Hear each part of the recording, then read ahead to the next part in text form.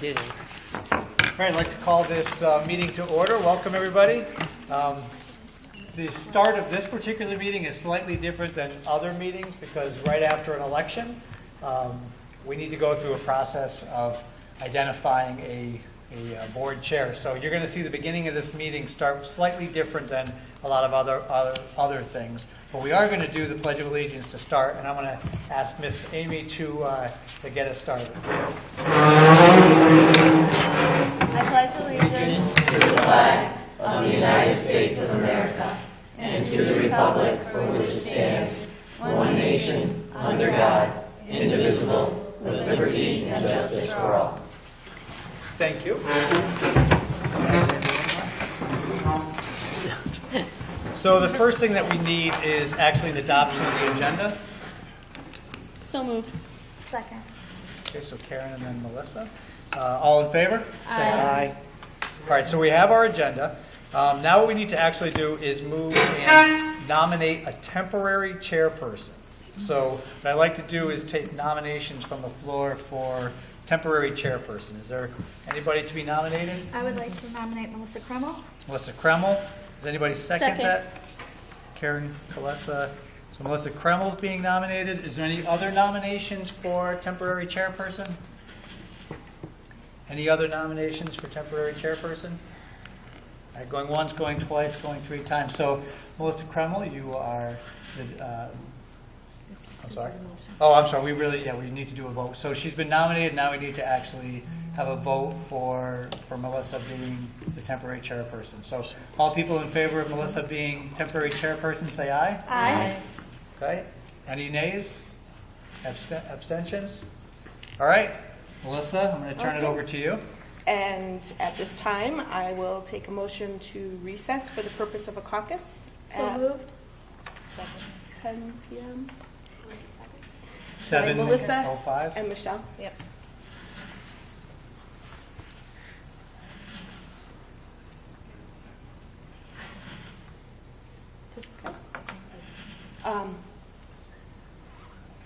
All in favor? All in favor. Aye.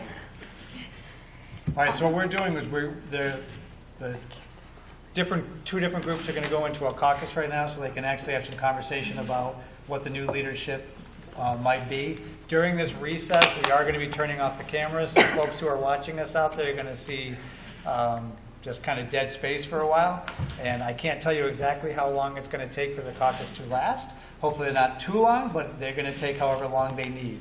We will go right back to our live feed once we come out of recess. All right? Okay.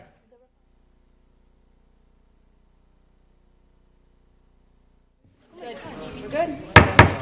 Okay. I'd like to entertain a motion to reconvene after caucus at 7:35. 7:10. 7:10.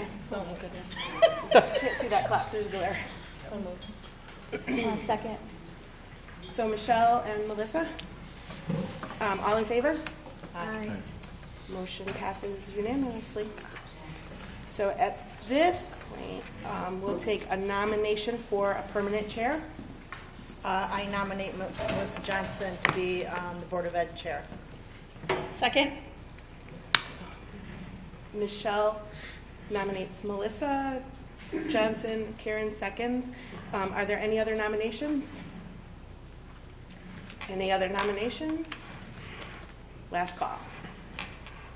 All in favor of Melissa Johnson being permanent board chair? Aye. We actually do a paper ballot for this. Okay. Yep, Oh, so- okay. Well, we just gave ours away, didn't we? I know you only have one nomination. I understand that, but we still want to do that.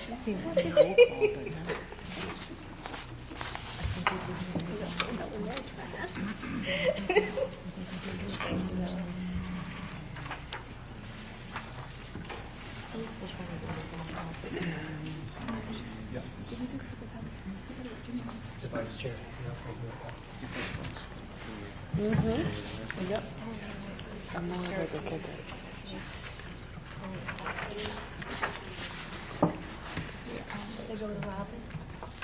They're going to get passed down to Robin.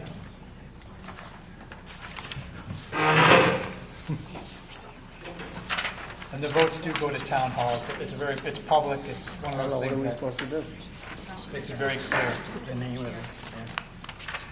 So what if you vote no? I'm sorry?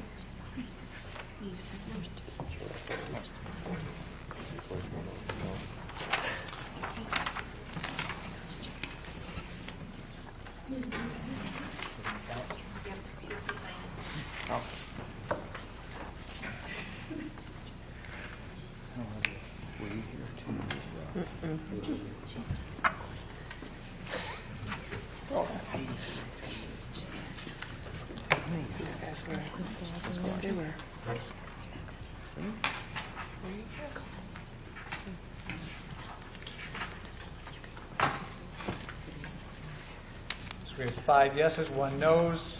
Motion passes. Melissa Johnson. Oh, sorry, taking that from you. So motion- 5 yeses, 1 no. 5 yeses, 1 no. Melissa Johnson is our new board chair. Congratulations. Thank you. And now we'll take nominations for vice chair. I would like to nominate Karen Kralesa for Vice Chair of the Board of Ed. Michelle makes a nomination for Karen. I'll second. Melissa seconds. Are there any other nominations? Any other nominations? Last time? Okay. There being no further nominations. I'm sorry, do we do paper ballots? Yep, we again? do a paper Okay, ballot paper for each ballots one. will be passed out. You have to, yeah, you have to close the nomination. I'll close nominations. We probably didn't take it first and a second on that. We just need a second on that. What, to close, you mean? Yeah. I'll make the motion to close. Second. Thank you. All in favor? All in favor? Aye. We're going to pass out the ballots for the vice chair.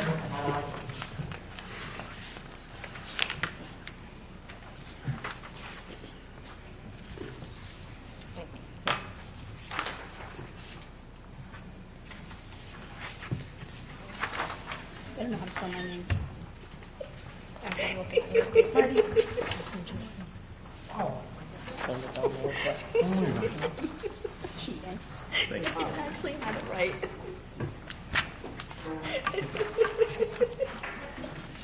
Sad. It is.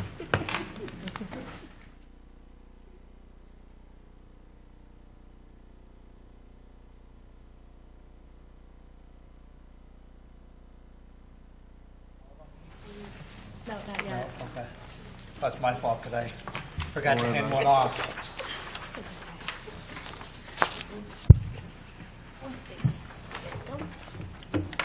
There you go. We're missing any? We should.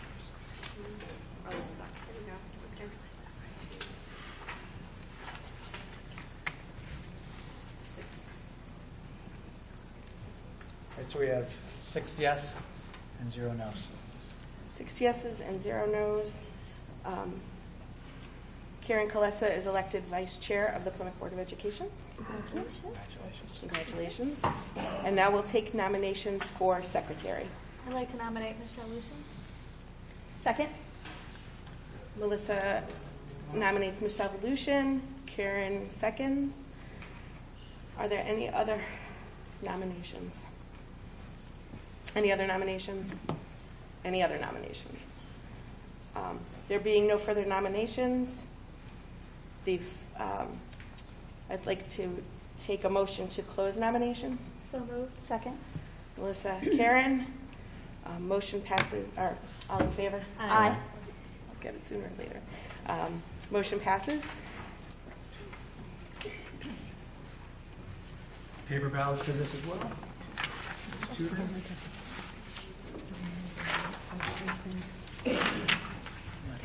Twice? Yep. How could you? That's right.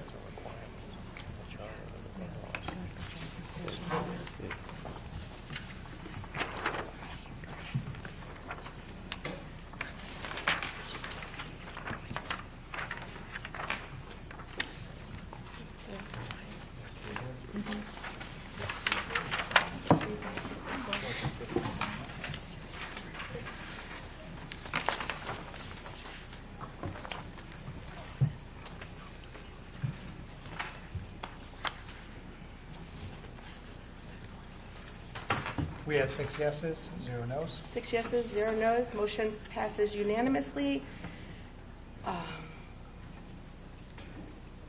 With the chair casting 1 vote. It's fine. Okay. Michelle Lucian is elected secretary to the Plymouth Board of Education. Congratulations. Thank you.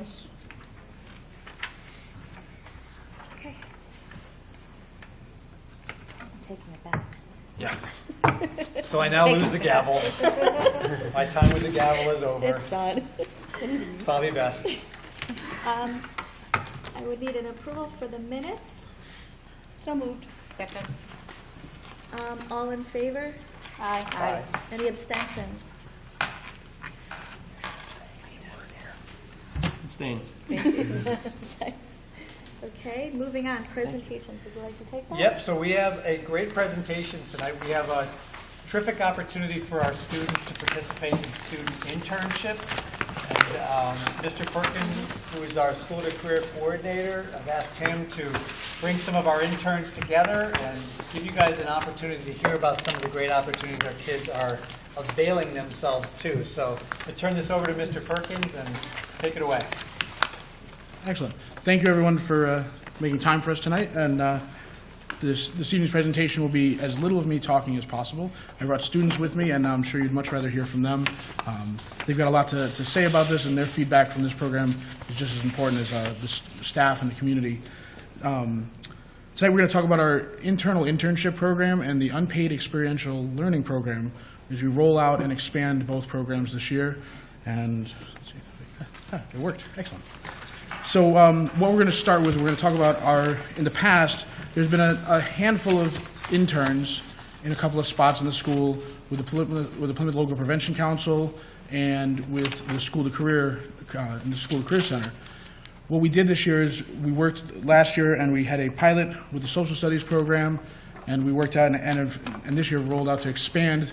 So all departments and eventually all the schools and will have the opportunity to have an internal intern placed in the department during a time period during the day or several days a week, made up of students from grade 9 through 12. Currently we have 28 interns. As of today, we have 17 placed across 8 departments, and we've picked up 11 more applications from students. I shouldn't say picked up, they've turned in 11 applications, and our goal is to have them placed by November 30th in various departments and positions, learning in a hands-on opportunity alongside of our staff at various levels and in various areas. Once a month, all the interns come back to the School to Career conference room upstairs, and we talk about updates, we get feedback for them, but we also do additional workplace training. For instance, our November session, which is right ahead of us, the week after Thanksgiving, before November wraps up, we're doing bloodborne pathogens in the workplace, which is an exciting module that every staff member in the district goes through. And our students, just like they'll find in a regular workplace, once they leave our doors, will experience the same opportunity. So we're going to go through that with them and bring them up to speed. Each department provides some guidance and working instructions in a professional environment. You'll see the student interns, you can probably identify them if you just walk through the hall, because they're the ones that are dressed a little bit nicer every day. Because they have to show up dressed. We have a discussion regularly about their appearance and performing and appearing as they would a professional in a workplace, dressed for the job that they're working with. And they also go through department responsibilities, and they work with each of the departments based on what that department's main responsibility is. And for the internal interns, I'm going to turn it over to some of them right now who are going to talk to you about their experiences in there, and they're also going to talk about which department they're in. So let's see who's up first. Oh, Diana Ramo. I'm right there. Okay. So I'm currently a junior at Terryville High School, and I intern in the School to Career. And through this opportunity, I've learned the day-to-day kind of things and how everything works. But a really big thing for me is that I've been able to contact and communicate with, since I'm the president of the Leo Club, all the Leo clubs around us. And through this internship and being able to work with Mr. Perkins, and I've been able to kind of be guided into how to professionally and more educationally present myself to others. And I felt like through that internship and so far how it's been going, I've been able to do that really well. And so I'm excited to see how it's going to be for the rest of the year. Hello, my name is Trey Belanger. I'm currently a senior at Terryville High School, and I intern with the math department, but specifically I spend most of my time focusing with the math department head, Joe Fatek, and his AP statistics class, which is actually a class that I just finished last year. So it's nice to be able to help those students that are currently in the class, and some of them who are actually in my grade that I know personally, and help them through the class that I just went through, and being able to be have that knowledge freshly obtained, it definitely helps me to be able to teach those students. And obviously, when we're talking about internship, there's the two different aspects, because not only do I intern with Mr. Fatek, but I also help the other departments with whether it be doing copies or running errands and stuff like that, so that their classes are mainly focused on what better educates all the children, so they're not, during their free periods, they're not spending an hour at the printer or something like that. It's important, obviously, for our teachers to be able to have that time to themselves and actually plan. So that's something that I'm glad I've been able to do and help with. Yeah, that's really about it. Thank you.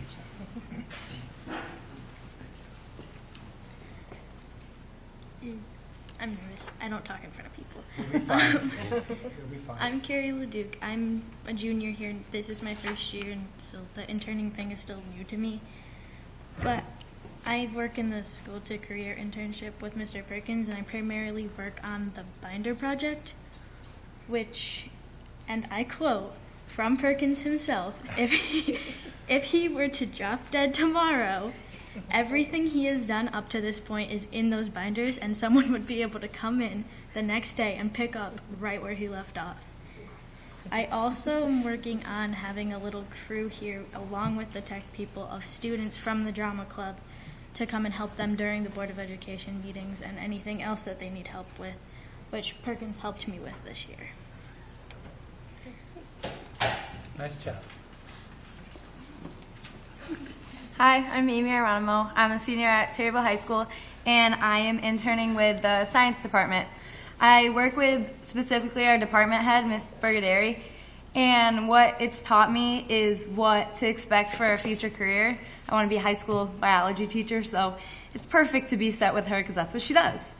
What I do, I correct papers, which isn't that exciting, but that comes with the job, so getting used to that. I break down and set up labs, so it teaches me the organization. I clean up after the labs. I put stuff away, organize stuff in her room, and she actually gave me the opportunity to create my own lesson plan and teach one of the classes about microscopes. So that was also really cool and really fun, and it helped a lot, so it kind of gave me a real life experience to what I'm going to expect to when I eventually get a job. Hi, I'm Carrie Janest.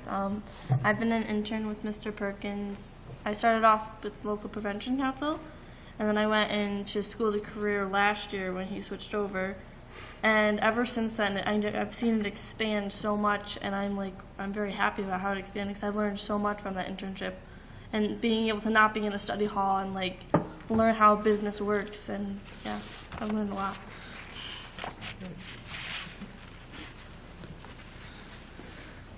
So that's just a sampling of our internal interns, and they're, like I said, they're in a number of departments throughout the high school, and we're looking to expand that, specifically, not to put Dr. Semmel on the spot, but next Tuesday he's interviewing a potential internal intern.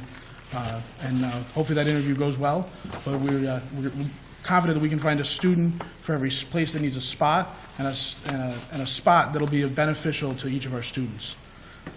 That brings us to the next step, the unpaid experiential learning program. The State of Connecticut, the State of Connecticut's Department of Education and the Department of Labor came up with the title, Unpaid Experiential Learning Program. I didn't spend any time coming up with that thing that doesn't roll off the tongue.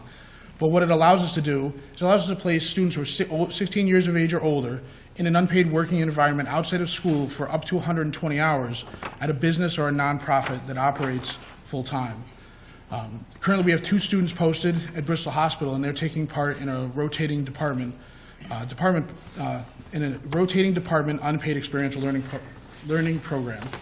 And I've got one of them here, and she actually just came off her shift at Bristol Hospital, and she's going to talk briefly about what she's up to, and she's going to read a short statement from the other student who is working. Tell them who you are first. Okay. Hi, I'm Dominique Picard. I did just come from work. I started at the G floor, which is like a post-op kind of care where they stay after if they need to. And I just actually switched to the emergency department today. It's my first day there. And this is what the girl who couldn't be here wanted to say. Emily Torino.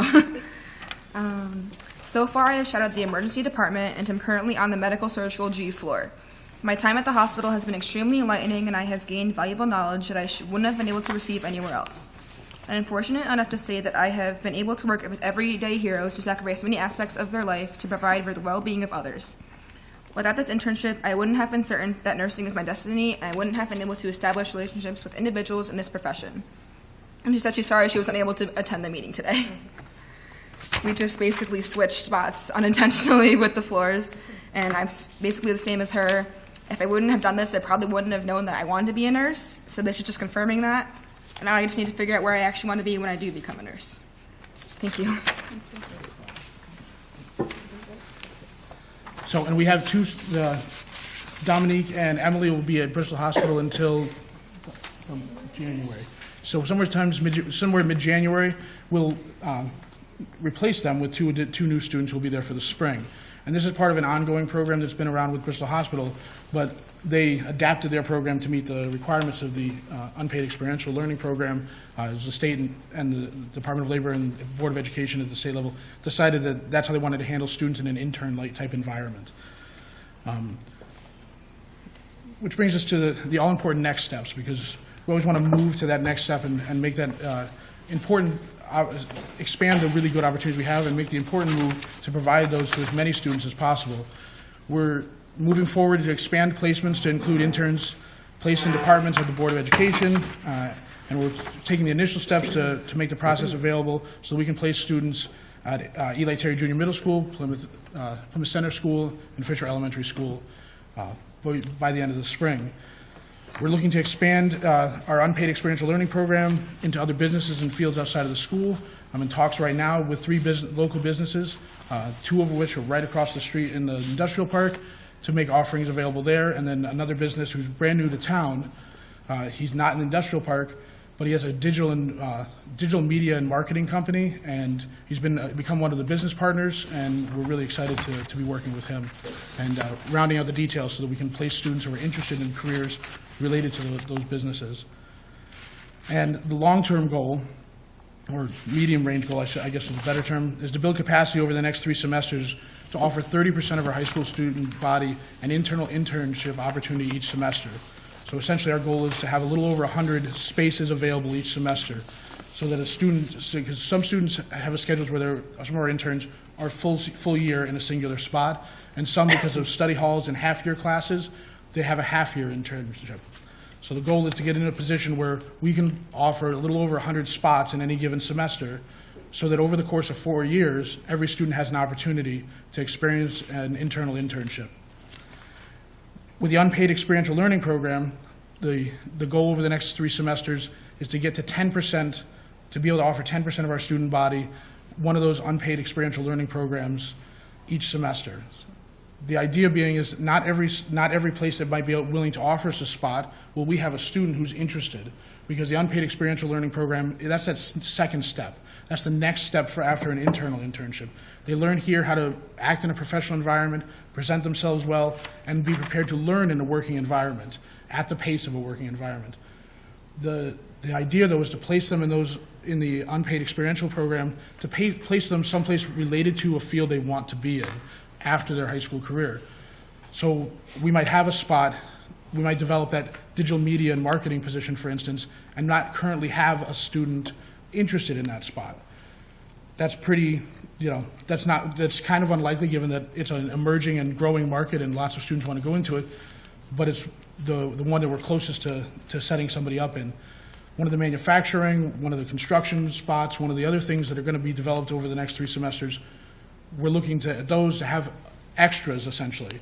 So we might not have a student that's ready for that spot now, but a year from now, when a student comes around and says, I want to pursue a career in, and then fill in the blank, we can say, oh, well, we didn't have anybody last year, but they've taken people in the past and are willing to take somebody again.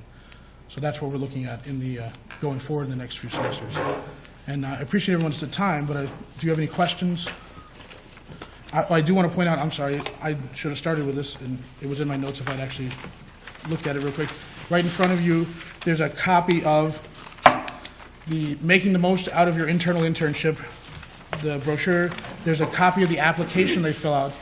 Because students go through the process, they have to fill out an application and be interviewed for each spot, even an internal spot. So they sit down and they get an interview. First to the School to Career. School to Career acts as, myself and Joanne Basil, act as human resources for them. So when they come to us, we do an initial interview, and they say, well, I'm really interested in being in social studies. And then I use social studies because we took them 3 candidates, and they had space for 1 in the fall semester, and they chose 1 candidate. The other 2 candidates, we didn't say, well, back to study hall with you. We're like, well, we're human resources. Where can we place you? And we found places for them where they're not only learning to work in a professional environment, but it's in a secondary category that they're interested in, and they're gaining as much from their experience as they're providing in assistance and to the area they've been placed in.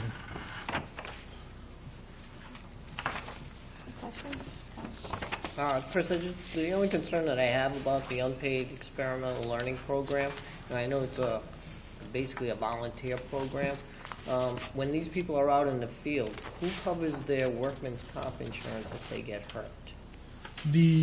Their insurance, according to the way the state and the Department of Labor set the program up, they're covered under their parents. They're not actually an employee of the business, so there's not, the Department of Labor doesn't consider them an employee. It was how it was explained at the state conference and briefing that I went to. Okay, so is that conveyed, like you were talking about construction, if somebody was interested in going into construction, and there was a local company like Richards Corp. That was willing to take in an intern, to learn the construction business, do you convey to the parents that technically they don't have workman's comp insurance because they're not getting paid? So if they were to get hurt, the onus falls on the parents to ensure that they have proper medical care? Yes, I did include in your packet, and I apologize, I should have. The application for the unpaid experiential learning is much longer, and it covers and explains everybody's rights and responsibilities. One of the things is at no time is the student are they going to be paid, and there's no promise of work at the end of it, and that's covered in there also. They cover all of each of the concerns that would come up, and they're noted, and they have to sign off an initial with them and their parents, and the accepting organization company also signs off on initials that what they're providing mentorship and a safe working environment. And something like construction, there's some limitations placed on what they can do at the site while they're on the job site. I'm good. Any other comments or questions? I do have just one comment. Okay. Just wondering, especially if maybe they're watching on TV, or if businesses in town are interested in participating in this and providing an external opportunity, should they contact you through email? They can contact me through email, and my email's PerkinsC, and then at plymouth.k12.ct.us. Yep. Which hopefully Rich can get up on the screen at some point. We'll build that into our little... and then they can also, if they go to the school's website, they can find me through the School to Career link and collect information there, and I'll be happy to come out and see them right away. We're really looking forward to these opportunities. Chris, your students did a wonderful job. Thank you. Thank you, everybody. Thank you. Very cool.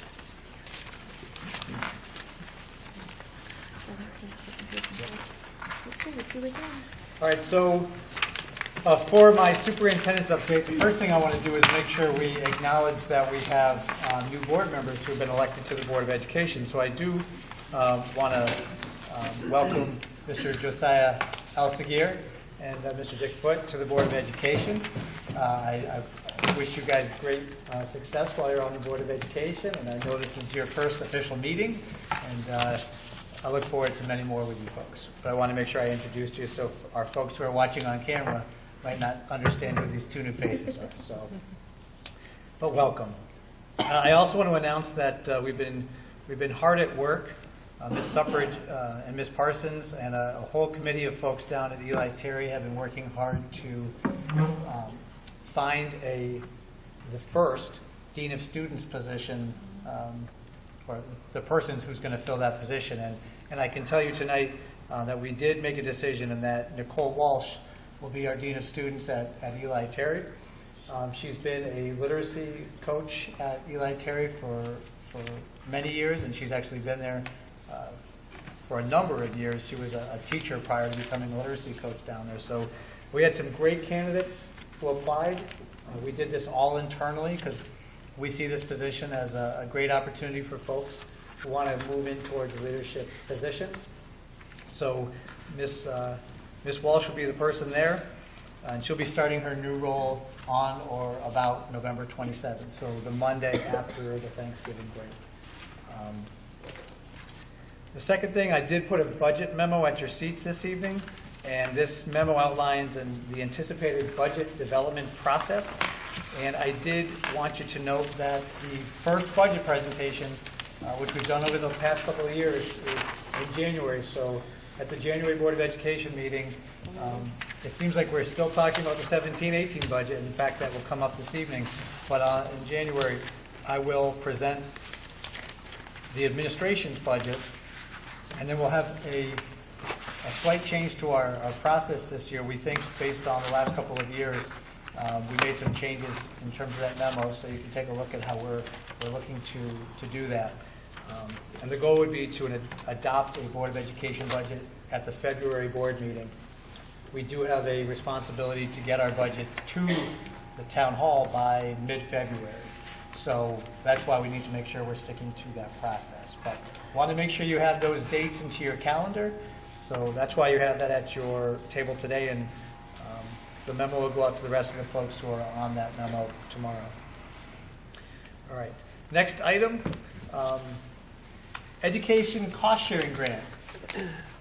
As you know, the state budget was approved, and I heard from our representative Whit Betts today. I didn't even get a chance to talk to Mr. Penn about this, but he says he spoke to Ben Barnes in the state. I forget his exact OPM. title. Yeah, he's a secretary for OPM. So he's a bigwig up at state, and he has a lot to do with the money that's coming out of the state. And Mr. Barnes told Mr. Betts and probably lots of others that we're supposed to get the check next week from ECS.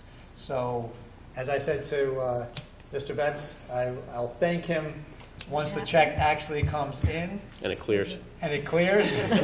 But it is important because schools across Connecticut, and definitely Plymouth's in there, counts on that ECS funding.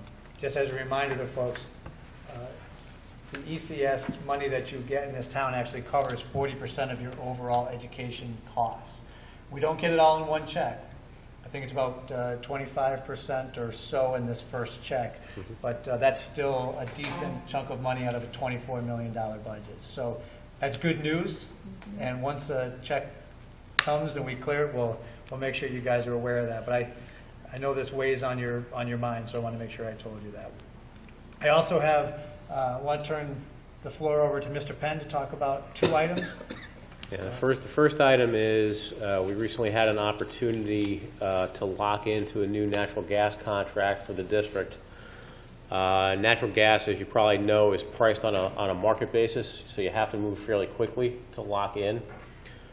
We did lock into a 3-year contract, basically at the expiring price, which is the equivalent of $1.56 per gallon of oil. And if you've been watching oil prices recently, that's way below where I thought we would be at this point. The other good news on that front is we were also able to get the town to piggyback in on the contract with us. So they were also going to receive the benefit of the negotiations that we did in order to secure that. So our broker did an excellent job in terms of that placement. Some of that works out to be lucky timing. We just happen to catch it right. But I'm certainly delighted that we have basically flat natural gas pricing for the next 3 years. That's good news for us.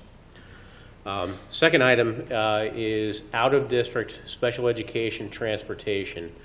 We went through a sealed bid process that we also posted on the State of Connecticut's Department of Administrative Services website. We had 11 companies express some level of interest, 9 of which returned sealed bids to us. We're not prepared to announce who the winner is yet because we'll be meeting with the Wolcott and Thomaston superintendents and the business manager for those 2 districts to finalize our discussions next Tuesday. But a preliminary look at the pricing that we received from what appears to be the low bidder is actually equal or below to where we are today. So that's good news for us. The second piece just to be aware of is that what I call the big transportation contract, which is the in-district, the out-of-district magnet and VOAC schools, the in-district special education transportation, that RFP is currently open and is scheduled to close on November 30th. So we'll be following a similar process of opening up the bids, pricing everything out, and then selecting a vendor. So I expect to be coming back here probably in December with an announcement of who the winner is, at least on the special education piece, and quite possibly if we can move quickly with the contract, but the contract may take until January or February by the time you negotiate everything out. But you know, the new contract doesn't take effect until next July, so we have some time to iron out those details. But I was actually very happy with the results of the RFP. Excellent, thank you. And I also want to turn it over to Ms. Parsons to talk a little bit about our most recent professional development day in November. Sure. On Election Day, November 7th, we had a full day of professional learning with all of our certified teaching staff and administrative staff here at Terryville High School. It's nice to have everybody together under one building. And what we had was what's called choice sessions. So we actually had teachers and staff in district submit proposals as to what they could share with their colleagues or groups they could facilitate, discussions they could have, or time that they needed to work on things that is not already slated throughout the school day, like developing new lessons around shared reading. So we had about 30 different choice sessions running here. There were 3 time slots, an A, a B, and a C. They were each about 75 minutes long. And we had 10 choices for each time slot. So staff, once the selections were finalized, staff got sort of a catalog to choose from. They submitted their choices, we matched them with their choices, and then they had an individualized schedule for the morning. And it went really, really well. All of the feedback has been very positive, with people saying, I wish that some of the sessions ran more than once, I wish I could have gone to more, I couldn't be in 2 places at the same time, and can we do this again, and maybe even later in the school year so people have more time to develop their proposals. So we had anything ranging from how to present to the Board of Education, aspiring leaders and administrators. We had people working on NGSS. We had people working on how to write effective 504 plans and getting to know specific software and curriculum within the district. So it went off really, really well. It was well received. And overwhelming majority said, please, let's do this again next year. And we finished the day in our vertical teams, which was our 2nd meeting for the year this year. So what a vertical team is we have representatives from K-12 in any given content area, like science or social studies, English language arts. And they're starting to talk about aligning curriculum and resources and sort of troubleshooting K-12.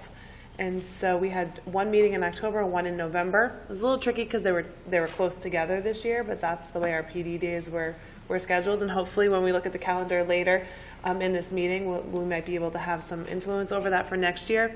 But overall, again, positive response in terms of the work there. I know some of our high school teachers really enjoy getting to hear what it's like at the elementary schools and vice versa. So that's the end of my report, so I wasn't sure if there was questions or comments on any of those topics. Okay. All right. All right, ladies. Amy, would you like to start? Sure. So the class of 2020 is doing a fundraiser at Moe's in Bristol on November 29th at 5 p.m. to 8 p.m. And also the class of 2019 is doing a fundraiser at Jake's Way Back in Bristol the same day, November 19th at 5 to 8 p.m. NHS is holding a food drive, and what it is that there's a contest going on throughout the school within each grade level, and then in each grade level there's a contest going on in each homeroom.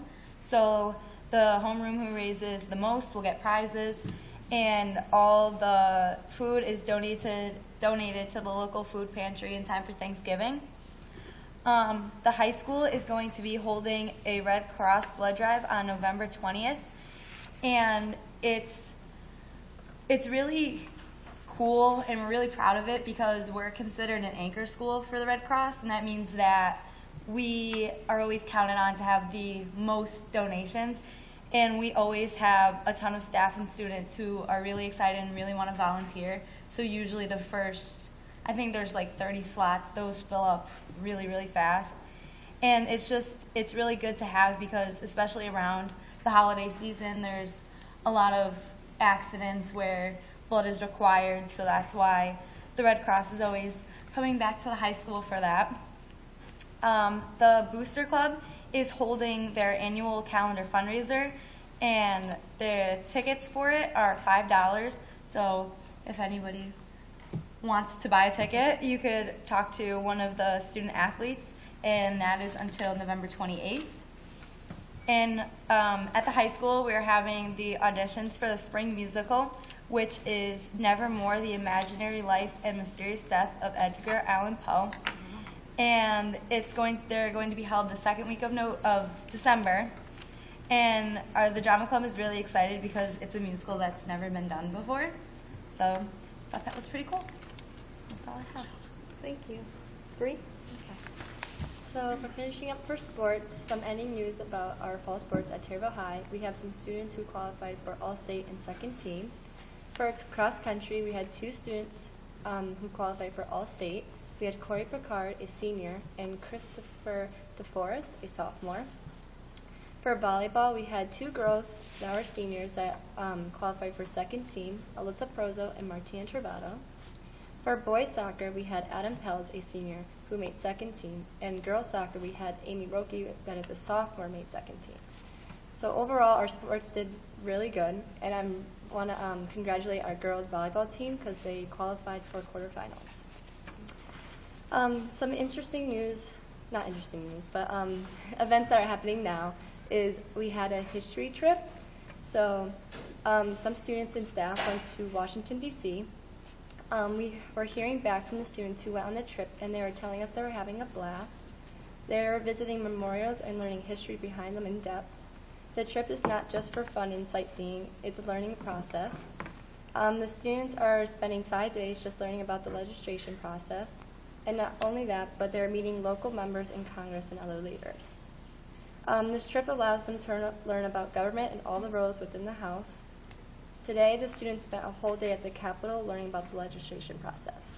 Saturday, they have the opportunity to see the Washington House, and this trip so far for the students have been a life experience, they told us. Some interesting news is if the trip continues and stays next year, the students who sign up and want to go to the Washington trip, it happens the week after elections, so they'll be going there and seeing like the changes. For band and chorus, they have their concert, so mark your calendars for December 11th. This is the opportunity for band and chorus to show how much they learn and grow as an artist since the beginning of the school year. Some songs they have planned for Christmas is Christmas music and a song from Star Wars. And at the end, they have a sing-along for the parents and the families to join with them. That's all. Thank you. Thank you. Diana? Okay, so we just had our annual homecoming this past Friday, and it was a huge success. Everyone that went had a lot of fun, and the theme was a night in Paris, and so there was all Eiffel Towers, and it was all dressed up like Paris. It was really cute. And we made over $2,000, and a large portion of this goes to Magnum, the police dog.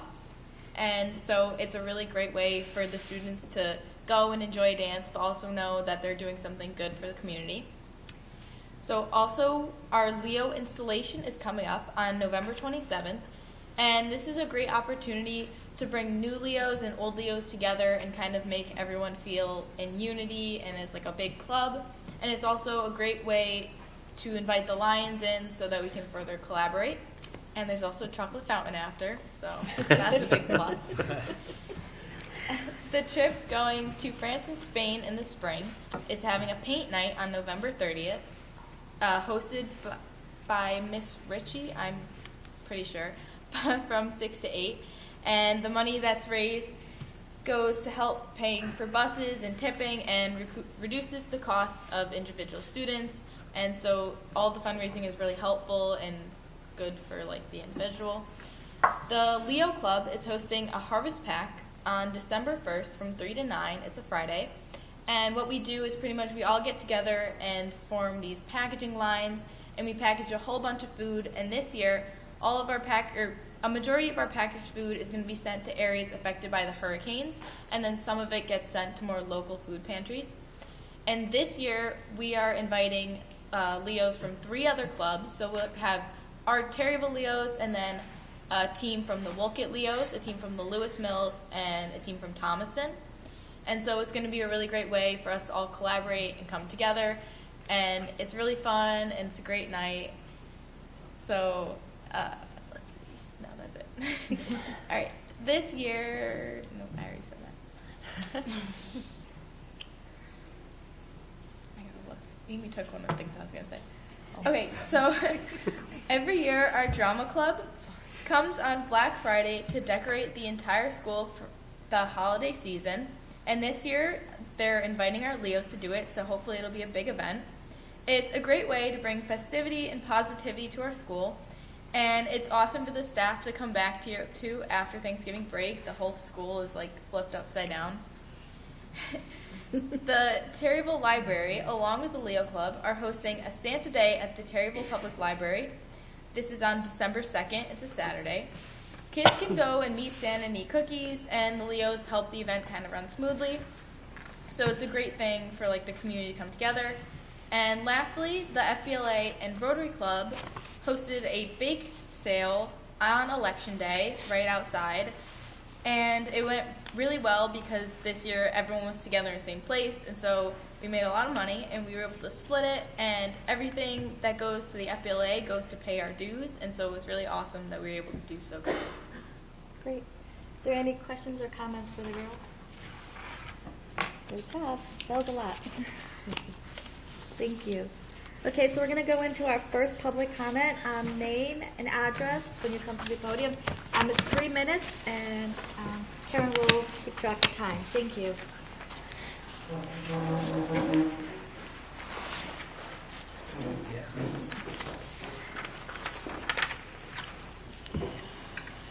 Good evening, ladies and gentlemen of the board, Dr. Semmel, student reps, central office staff.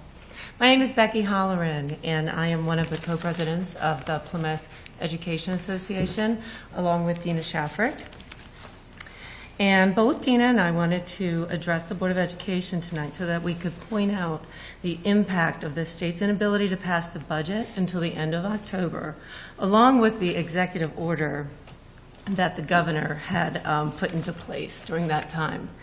And while we understand the necessity to make tough budget decisions due to the lack of funding, we wanted to translate these decisions for you in terms of our schools, our students, and our staff. At the beginning of the year, a library media specialist was never hired and then was cut from our high school. In addition, we have lost 3 literacy positions in the last month that worked with both teachers and students directly. Here are some of the examples of what was occurring before these positions were lost. During the direct work with students, students that were in danger of failing received daily check-ins. Tier 3 intervention services were provided for at-risk readers. At-risk readers were closely monitored, and instructional changes were made as needed. Co-taught classes were occurring with our literacy professionals and teachers to provide additional support for all of these students.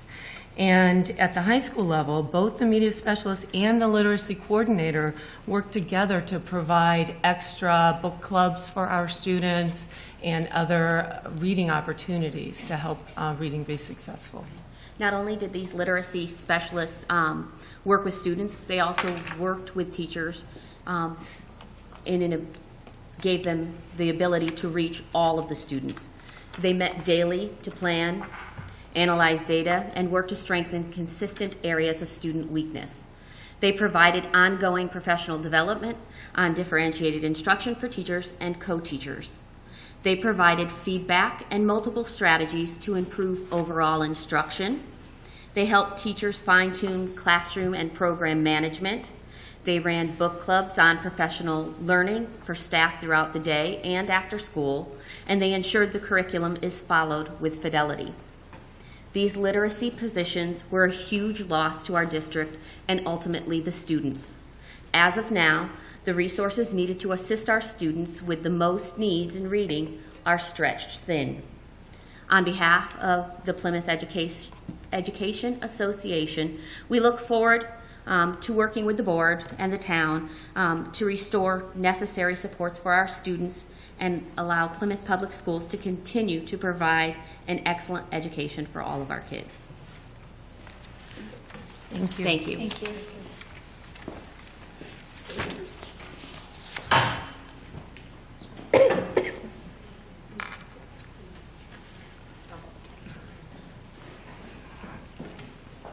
Hi, good evening. My name is Michelle Movahill, 53 Colony Road in Plymouth. I'm a parent of a middle school student and a high school senior. I also worked directly with the high school literacy coordinator that was recently cut and reassigned to the middle school. And I just want to emphasize how important this position at the high school actually was. The person in this position worked so closely with the students in many different ways. She covered all of the student literacy intervention needs for the entire building, in addition to boosting confidence, which we know is important for success. She worked closely with the English department to help implement Tier 1 intervention, including both giving and scoring assessments, to help identify students that needed additional supports, and modifying novels, reading assignments based on Lexile levels. Once the students were identified, she was pulling the students who needed the support during the day to provide both Tier 2 and Tier 3 supports to improve the students' reading ability. In addition, this person assists seniors who are in danger of not graduating to earn their credits. Also, prior to this position being cut, she was responsible for facilitating the students who attend Bristol Tech every morning with their online classes. And finally, she had started a community outreach program with the senior citizens in town. There was a book club where the senior citizens were invited to the school to meet and have book discussions. This club provided an opportunity for members of the community to interact with pupils in a positive manner. It is crucial to the student population that is struggling academically to have this position reinstated. Without this position, these students will not be getting the interventions they so desperately need. How can we continue taking away? I feel all the positions should be restored, and I feel we also owe this to our children. So thank you. Thank you.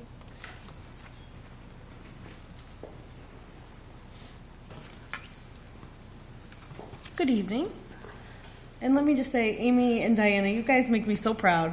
Listening to you talk and remembering you when you were in second grade, and I was like getting kind of choked up over there, listening to you guys talk. And I was like, wow. And then I felt a little old too. So we're gonna head away from that. And I'm here tonight. As you all know, I am a teacher here. I teach second grade at Plymouth Center. 33 Altair Ave, Plymouth. Can you state your name? Melissa Morelli. Sorry. 33 Altair Ave. Did you get like this? Okay. I also have children in the district. I have two children, a boy and a girl, and they're both at the middle school now. And I had a choice at one point. I lived in Harwinton. I taught here. I chose to take my kids and move them here because of this district and because of the amazing work that was happening with the kids.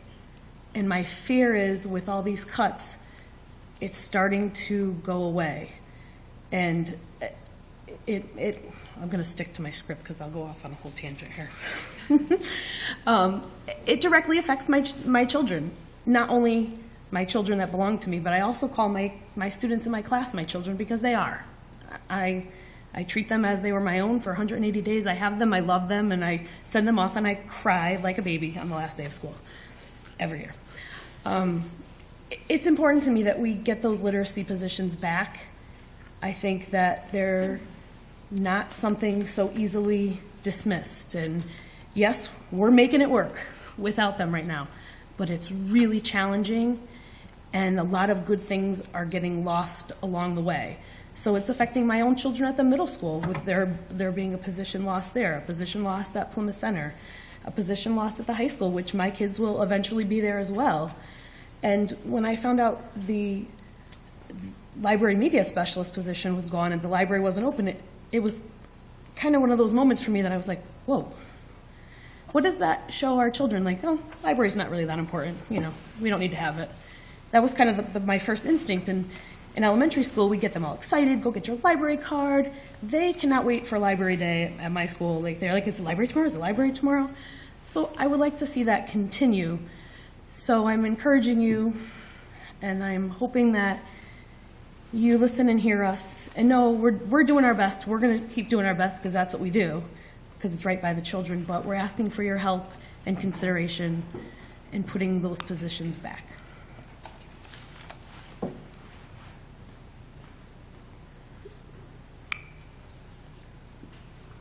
Anyone else?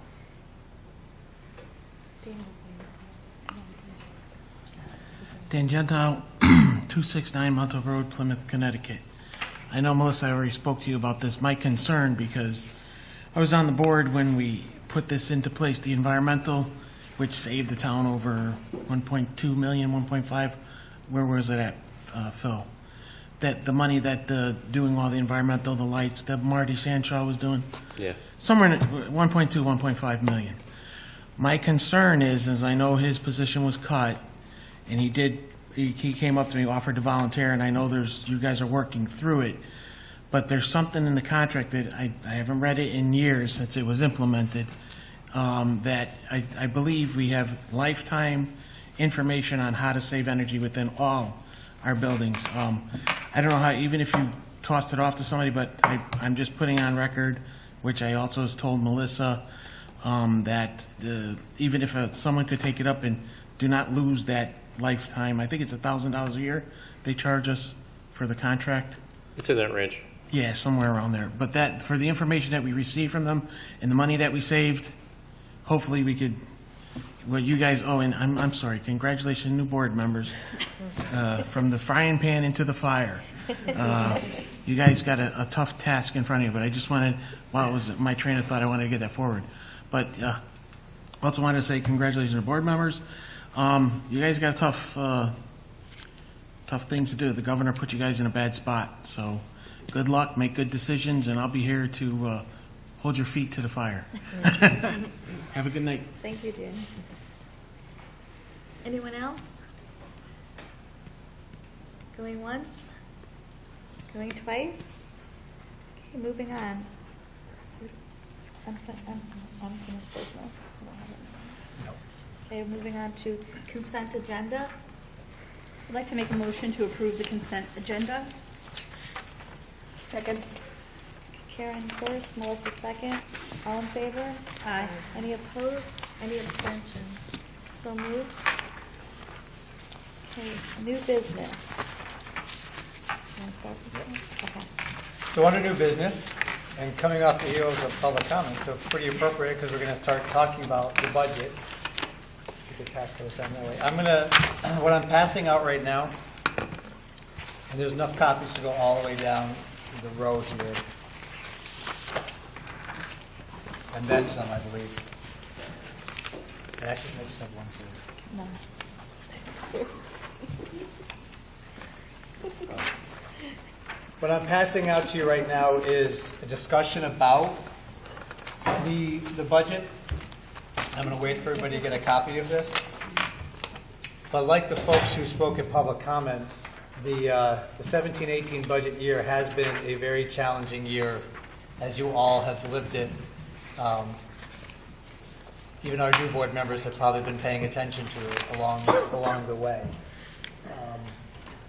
We know that the state has passed a budget, but at the same time, we needed to look to see what was in that budget.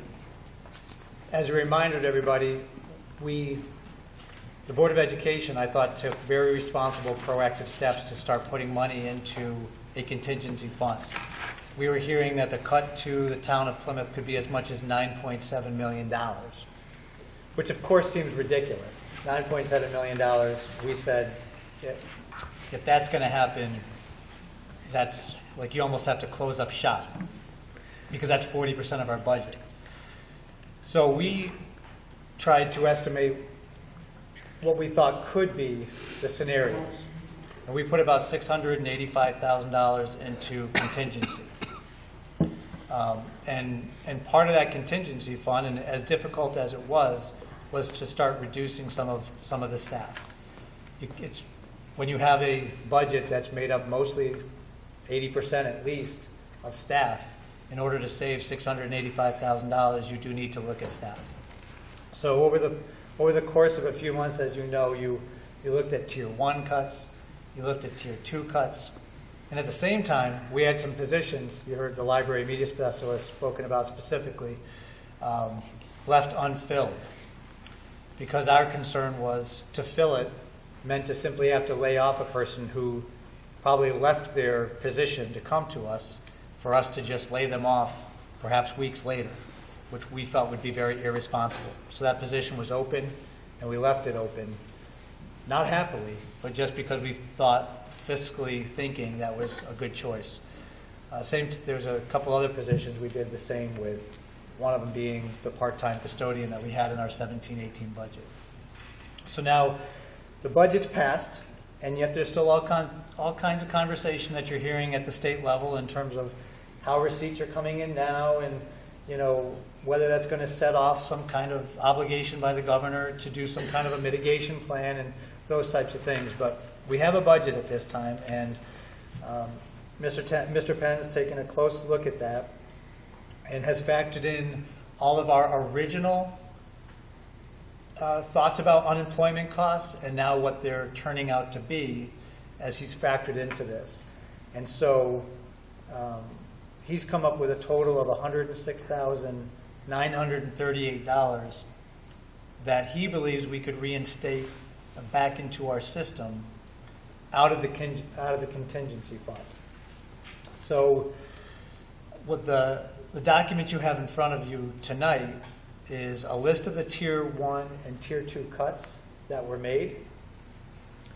And I can tell you that my administrative team, both at the central office level and also the bigger administrative team, has spent a long time having conversations about what we should try to bring back this year, and then further conversations about what we should be trying to do for the 18-19 year budget. $106,000 may sound like a decent chunk of money, but in the end, it doesn't end up being that much. But what I would like to do is walk you through the administrative team's recommendations. Before we do that, I would like to let the girls go if you need to leave. You're welcome to leave. This might be a long discussion, ladies. So feel free. Thank you.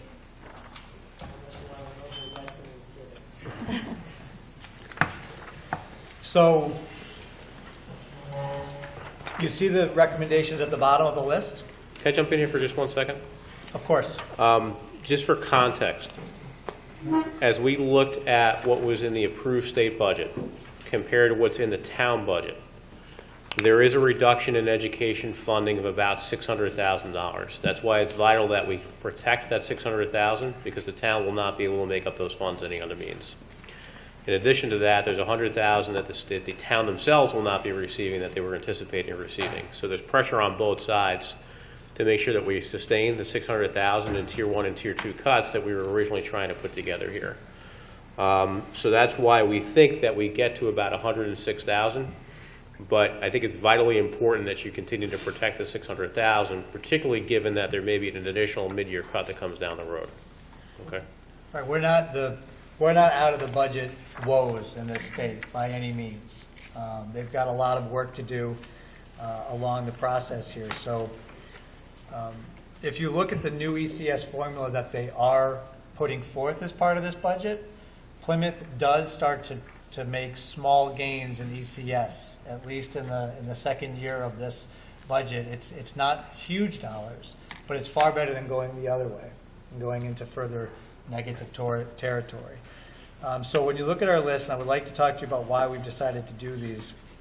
The first item we put up there is actually hiring a library media specialist for the high school.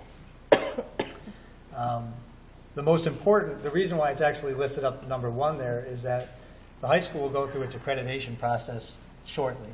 And if you do not have a library media specialist position, you will automatically be placed on a warning in terms of your accreditation. So that's a very critical position for our district.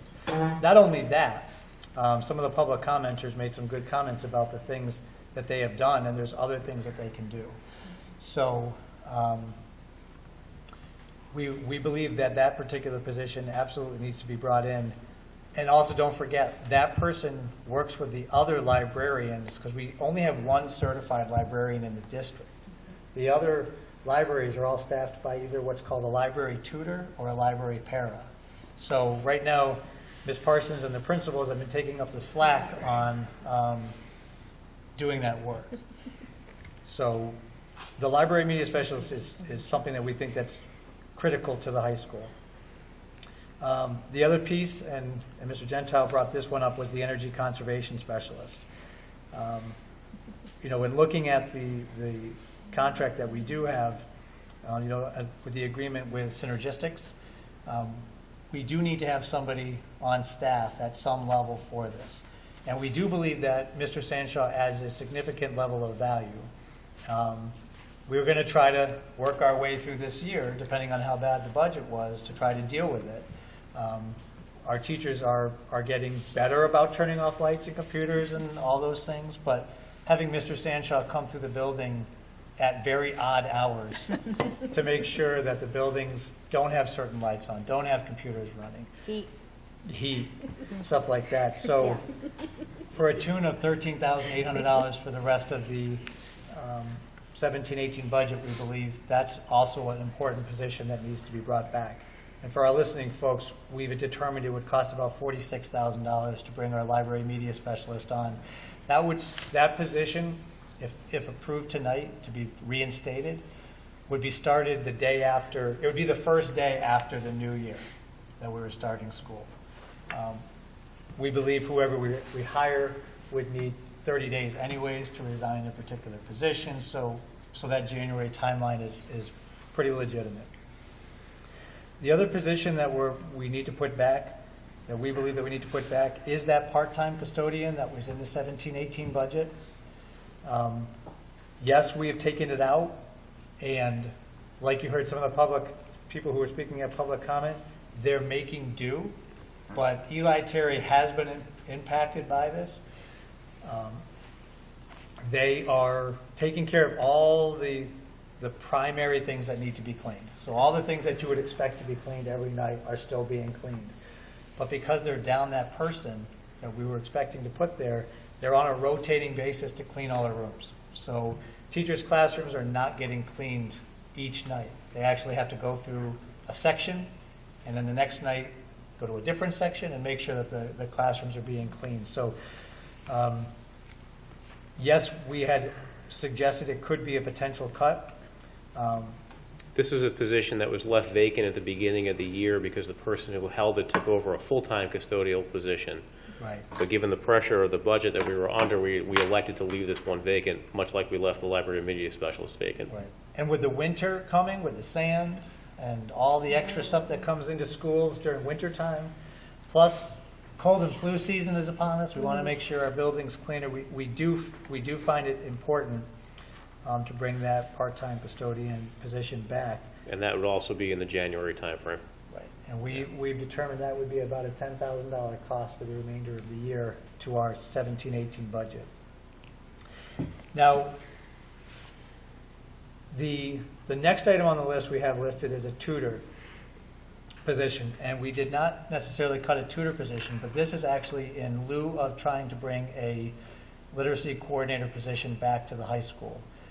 Certainly the literacy coordinator at the high school was doing excellent work, and there are students who are receiving direct services from that literacy coordinator, and there were Bristol Tech students who were receiving services also to make sure that they were getting their academics. What we've put into our budget for this year is the $10,764 so that, one, the Bristol Tech students can continue to work with Ms. Galpin in our alternative high school program, because we've had to find a place for them to get worked with. So they've been working with her. We like to make sure that the Bristol Tech kids can continue to work with her.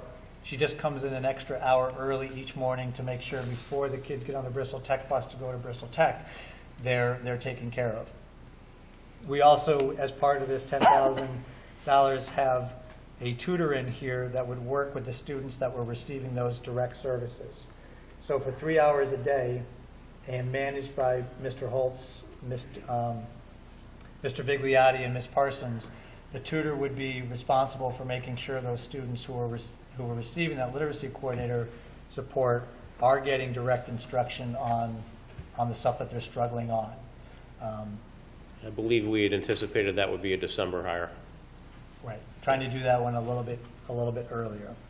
I would say that I don't think it would be surprising if in the 18-19 budget you don't see us trying to reinstate the literacy coordinator position. So, but given the fact that we only have $106,000, we were looking to try to make as many of the necessities that we're seeing with these cuts happen, trying to get as many of them done. And so we believe that the tutor for the remainder of this particular school year is a very viable option, and can replace some of the efforts that were being taken care of by the literacy coordinator. Certainly not all of the efforts, but some of the efforts.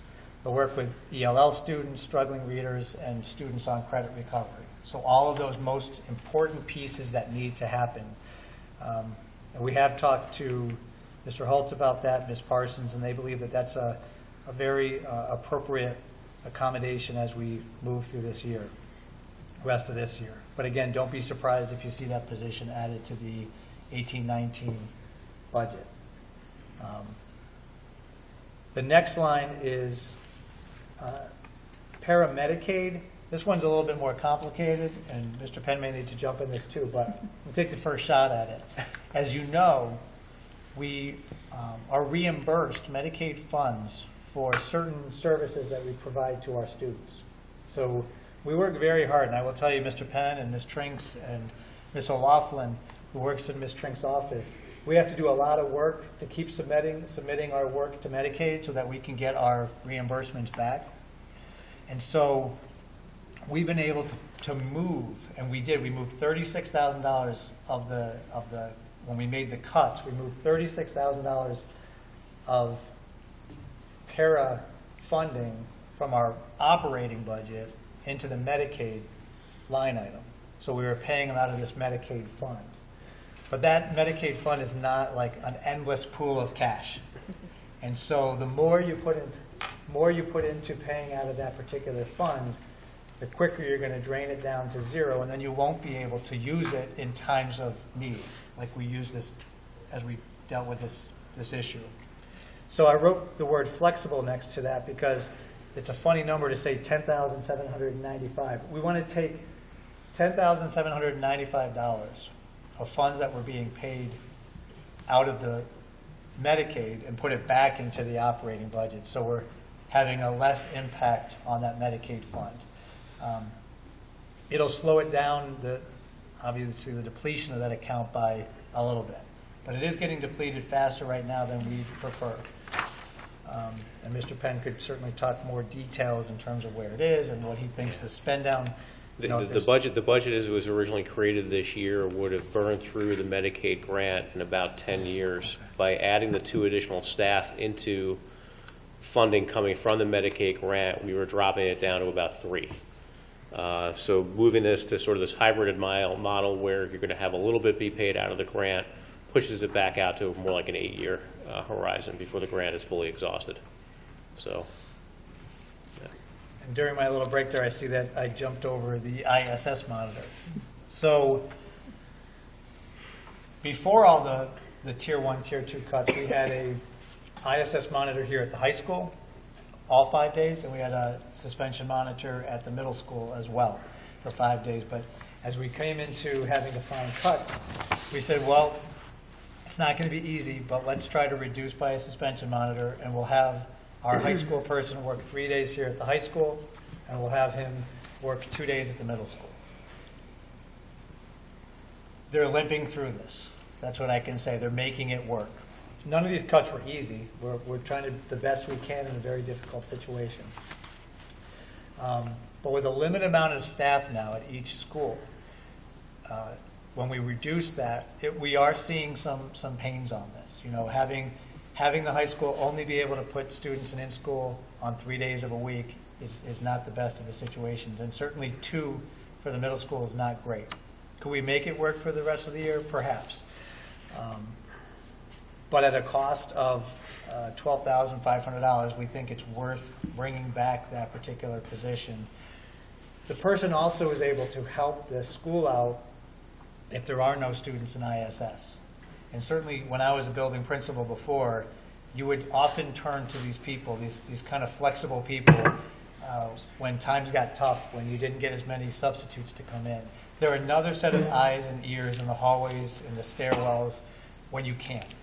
And so if there's nobody in ISS that day, which we prefer, then that person would be able to go into those positions. So when we reduce this, we have the compounding effect of not having that person available to do these kind of catch-as-you-can type situations. So for the $12,500, we're putting it back. We would be recommending or suggesting we put it back in. And the last thing on this list, to get us to the $106,938, is $3,000 for field trips. The original cut was far more, but that included the trip for the band to go to the Columbus Day parade. So that's gone and done with. You can't capture that back. But I did have conversation with Mr. Holtz and Mr. Keene about if there's any other trips that maybe we could do something for the band to kind of make up for that loss to New York. And Mr. Keene said, nope, if I can go to the New Haven and the St. Patrick's Day parade like I've been doing, that'd be great. So this $3,000 covers that St. Patrick's Day parade so the kids can go down and continue to participate in that. It also restores the funding to schools to the careers for their field trips as well. Yep, exactly. So it takes both of those, and the kids can continue to go on those field trips that the board had anticipated paying for this year. There's still lots of field trips that are going on that PTAs are covering and things like that, but these are some specific things that we wanted to make sure the kids had an opportunity to go to. The band is already going on a trip that was approved. Why am I forgetting where they're going? They're going Virginia. Thank you. They're going to Virginia.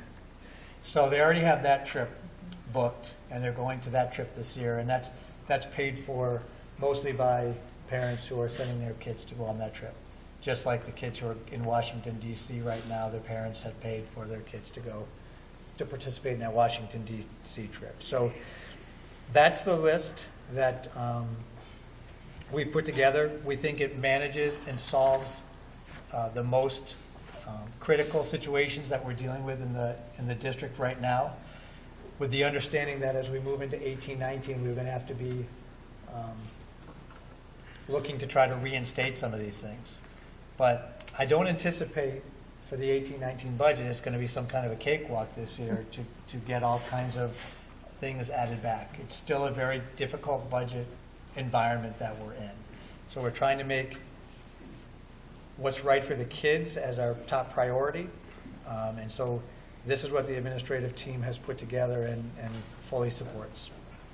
So I wanted to see if there's any questions about anything that I specifically put out there, and then I'm sure the chair will open it up for further discussion. Absolutely. Any questions or comments? I have a question. Can you just explain the difference between the items in the top chart, why some are crossed off and some are not? Yep.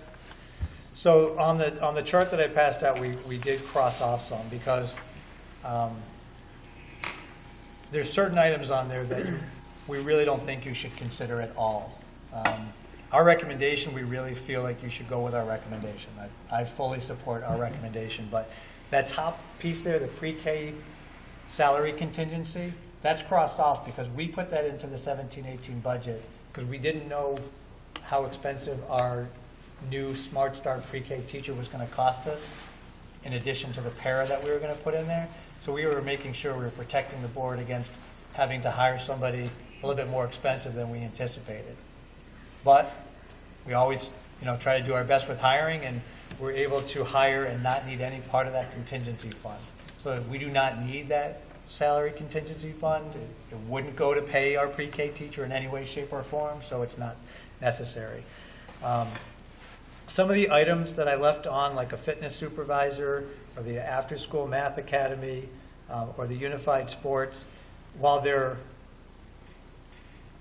items that we find value with, they don't reach the level of what we think are critical at this time. But we didn't want to just cross them off on you. We want to make sure that you saw that those were all the items that you had cut. So we want to make sure you saw everything that was there. But the AP to Dean at Eli Terry, given the amount of savings that provided to the board and the fact that we have a dean now that we've appointed who I'm confident will be able to manage the day-to-day efforts with Ms. Suffrage, I think that's a cut that should stay. That 0.6 FTE at the Spanish, that was something Mr. Holtz anticipated in October of 16. Right. And when we got to the scheduling process, we didn't need it. And so when we got to the cutting part, it was very easy to say, well, we haven't hired that because we don't need it, and we're certainly not looking to put it back at that time. So the exiting 77 Main Street, you can't put that money back. That's money that we've saved. And some of these we've also got more confident as time has elapsed since we first started putting these together. So I'll take the audit and legal mediation one. We're almost coming up on the halfway point of the fiscal year. I feel very confident we're not going to be impacted by that in a bad way, given where we are currently. Great, and the same would be true for all, everything else that's been crossed off. But we, like the C&I, just to point out, we had taken $76,000 out of there. We can't take $76,000 out of the 18-19 budget for curriculum instruction. Right. So for 18 and 19, you're going to have to, we're going to have to restore some of those funds. But for this year, Jen's been very good about purchasing the things that we need, working closely with the principals to really identify the priorities. And we feel for this year, we can reduce those. We can reduce that line by the 76,000. And that's a cut you already made during the Tier 1 cut. Any other questions? The library media specialist, if out of curiosity, if that's a position that is in danger of losing accreditation if you don't have it, just why get rid of that one? Well, we're actually trying to put that one back in. But so why did we originally? In the first place, yeah. Yeah. So originally, what happened was we had a library media specialist in place, and she ended up taking a better offer over the summer, so she resigned the position. At that same time, we knew that this budget was going to be a tough year. We already saw the tea leaves that the state was having a lot of difficulty because I think they needed to pass their budget by June 7th. 6th or 7th, something like that, right. And they hadn't. And right. So what we said was, we see trouble coming. And if we hired somebody for that position, we had already gone through a hiring process to try to replace this person, and all the people we were looking at were going to be giving up their tenured positions in their districts to come to us. But we knew that we might have to reduce staff somewhere, and that we knew that a library media specialist could be cut for a period of time. So we didn't want to hire somebody, take them out of their position, only to then eliminate them and have to pay them unemployment, because that reduces their savings anyways. You can go it for a period of time without the library media specialist, but you can't go for prolonged periods of time. So we were in the short-term mode, let's say, let's not fill it and even set up the chance that we could have to eliminate this person and hire it at the first chance we can. The other thing to keep in mind is that the candidates that we were looking at the time were about $15,000 to $20,000 higher than what was budgeted for the position, because the outgoing person was at a significantly lower step than one of the candidates that we were looking at the point. Yeah, library media specialists they're not all over the state. It's not a certification that a lot of people have. So they end up being able to demand, you end up taking somebody who's got a lot of experience from another district, and then you end up having to pay them more than, say, someone who just starts brand new. But it's a very good question. Thank you. Any other questions or comments? I have a question. Correct me if I'm wrong, but we're already 5 months into the fiscal year for the state, correct? So if we're thinking that there's a possibility for a mid-year cut, that could be potentially coming relatively soon. Right. Is it realistic to be even considering any of these right now? Yes, and I'll tell you why. There are things that are still in play with the rest of the $24 million in this budget that would potentially give us the opportunity, if we became aware of a cut, we could deal with. So I'll point back to the exact cut that we had last year. It wound up being $58,000 in that range. Yep. Something that you could manage to over the remainder of the year if you had to. So we're not talking about the $9.7 million that we were looking at over the summer, thinking that that was a very realistic possibility we could get caught by that much. The other thing to keep in mind is we don't know where the governor would go to find the mitigation plan for the deficit. You know, would he go to ECS? Would he go to some other aspect of the state government to go do this? But I'm thinking it's a tiny fraction of what we're talking about here is potentially what we could face. So I have a little bit more confidence with some of the other grants that we're working on right now that if we really had to, we could mitigate a mid-year cut. But I don't think it's wise to go below the $600,000 that we've been talking about, because we know for sure our state aid will not make up the difference in what we're losing versus what's in the town budget right now. Right. Yeah.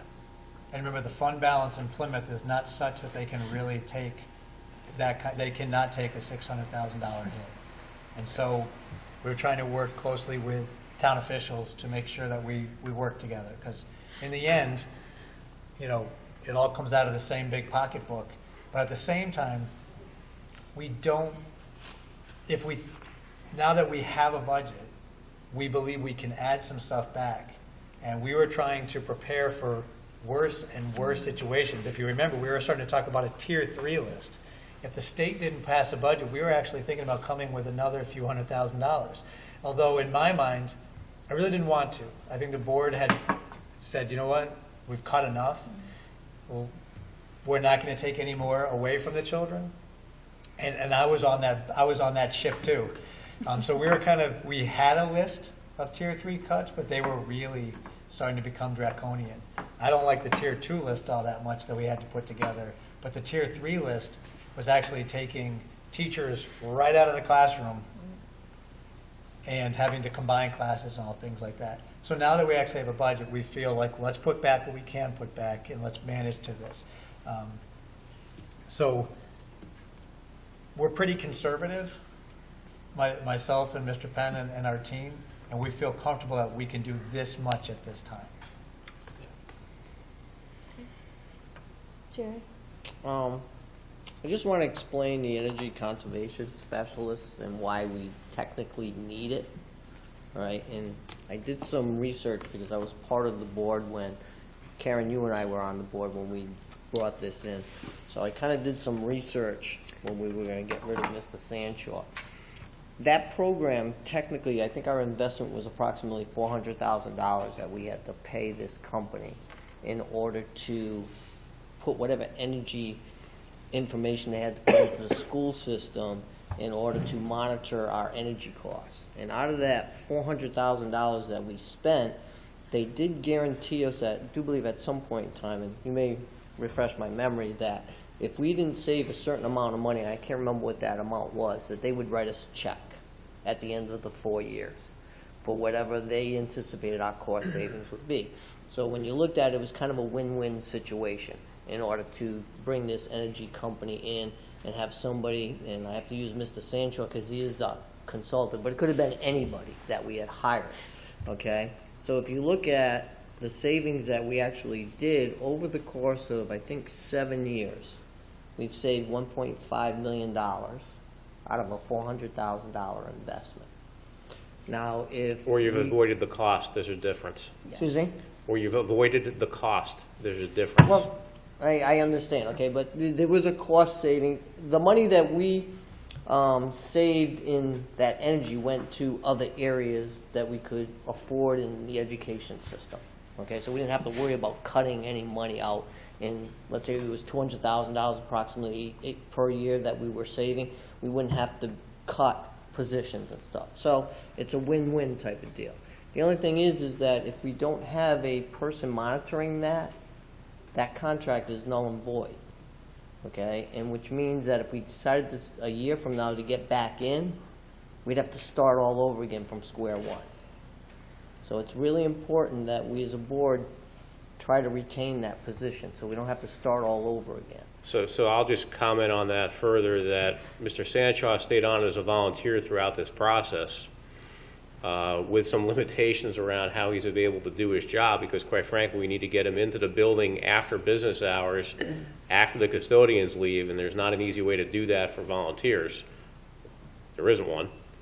And I have some concerns about a contract that doesn't have an escape clause for this board. So there needs to be some resolution around that too. Okay, I'm just so that I'm just trying to, so people on the board understand when we went into this program, you know,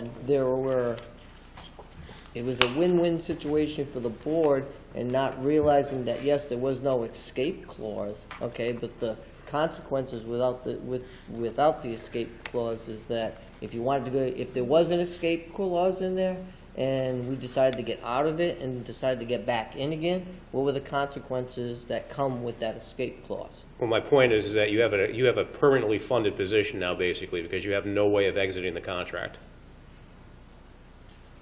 So I don't know how we managed to execute a contract that had that terminology in there.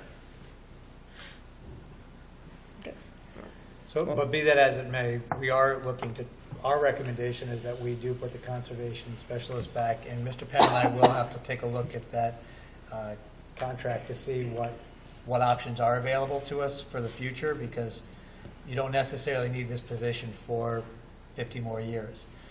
So there's obviously got to be some way to say we can wean off of this if the board desires to over the future years. But that'll be something that we have to look into and get a better sense for. But I agree that we want to put this back in, and we recommend that this position goes back in. And I commended Mr. Sancho for wanting to volunteer, and he believes in the importance of this program. And in fact, he was going to be doing a mid-year update next month to tell you how things are going from the energy perspective. So that continues to be our recommendation, that we bring that back. Any other questions or comments before I call for a motion? Jerry? And the only other concern that I want to bring up, and I really want to commend the teachers that got up to speak to bring back at least the literacy teachers, all right? And I understand that at this point in time we're between a rock and a hard place, and it's really tough to determine what we can and cannot have, because we have a limited amount of resources in order to bring this stuff back. But the concern that I have is the comment, and I can't remember who made the comment, about a high school senior who's having some issues and maybe having some issues of graduation, because that literacy coordinator isn't at the high school. Those are the kids that fall through the cracks when we make business decisions like this. And unfortunately, and I know you want to put a tutor back in, but we need to understand that this is all about kids, and I understand it's about money too, but you can't allow that child that's not really technically fall through the cracks. He may have to repeat something in the next semester, in the next school year, in order to get himself graduated, all right? But it will also reflect in our test scores in subsequent years when these literacy teachers aren't here. We may lose spots in our DIRG because we don't have these literacy teachers here. Okay, we may lose test scores as far as the English part in the Smarter Balance, and that will reflect on why we don't have literacy teachers. And there's only so much that people can do as far as a teacher goes when you make cuts like this. They also have to have other areas that they have to teach, especially elementary school teachers. They do not have a core subject that they teach. They have to teach math, they have to teach science, they have to teach reading, all right? So when you lose that literacy person, okay, and you may have 1 or 2 kids in your class that need that person, they have to focus their attention on those two kids too, because they need to get them to move to the next level. So just remember, and hopefully in the 2018, if we can put them back, and hopefully, I'm not saying can, that we will put them back, all right? That we have to understand that what the consequences and ramifications down the road, and it's not 1, 2, or 3 years, it's down the road what happens. And believe me, I know, and Karen knows too, because when Dr. DeStasio used to be the superintendent, those were the 2 places that were cut. The math coordinator would get cut, and the literacy coordinator would get cut in the budget when the town didn't want to give us money. It was really easy to take that right out. So. I would like to entertain a motion. I'd like to make a motion to adopt the changes to the 2017-2018 budget as discussed, including the restoration of funds from the contingency account. Second. Before we go into, is there been any other questions, comments, concerns, changes?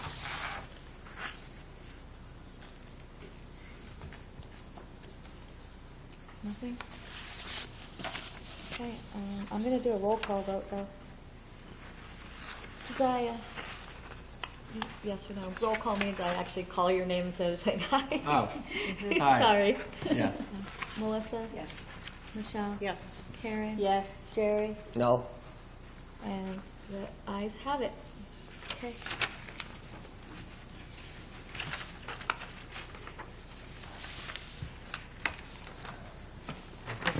Thank you.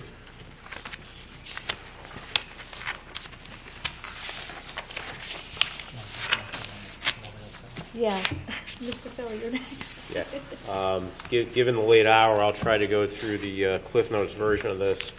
You should all have gotten in your packet, for those of you that are new, what's called the Accounts by Facility Report. It's our primary financial reporting document that we give out monthly to update the board on where we stand. We are currently about a third of the way through the calendar days of the year.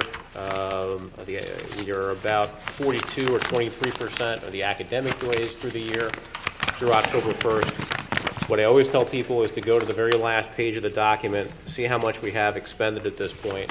If you were to back out the encumbered funds, and encumbered means we've set aside the funds for use at some point later on in the year. If you were to back that out, we're actually at exactly 23.3% expended, so we're kind of tracking right at plan.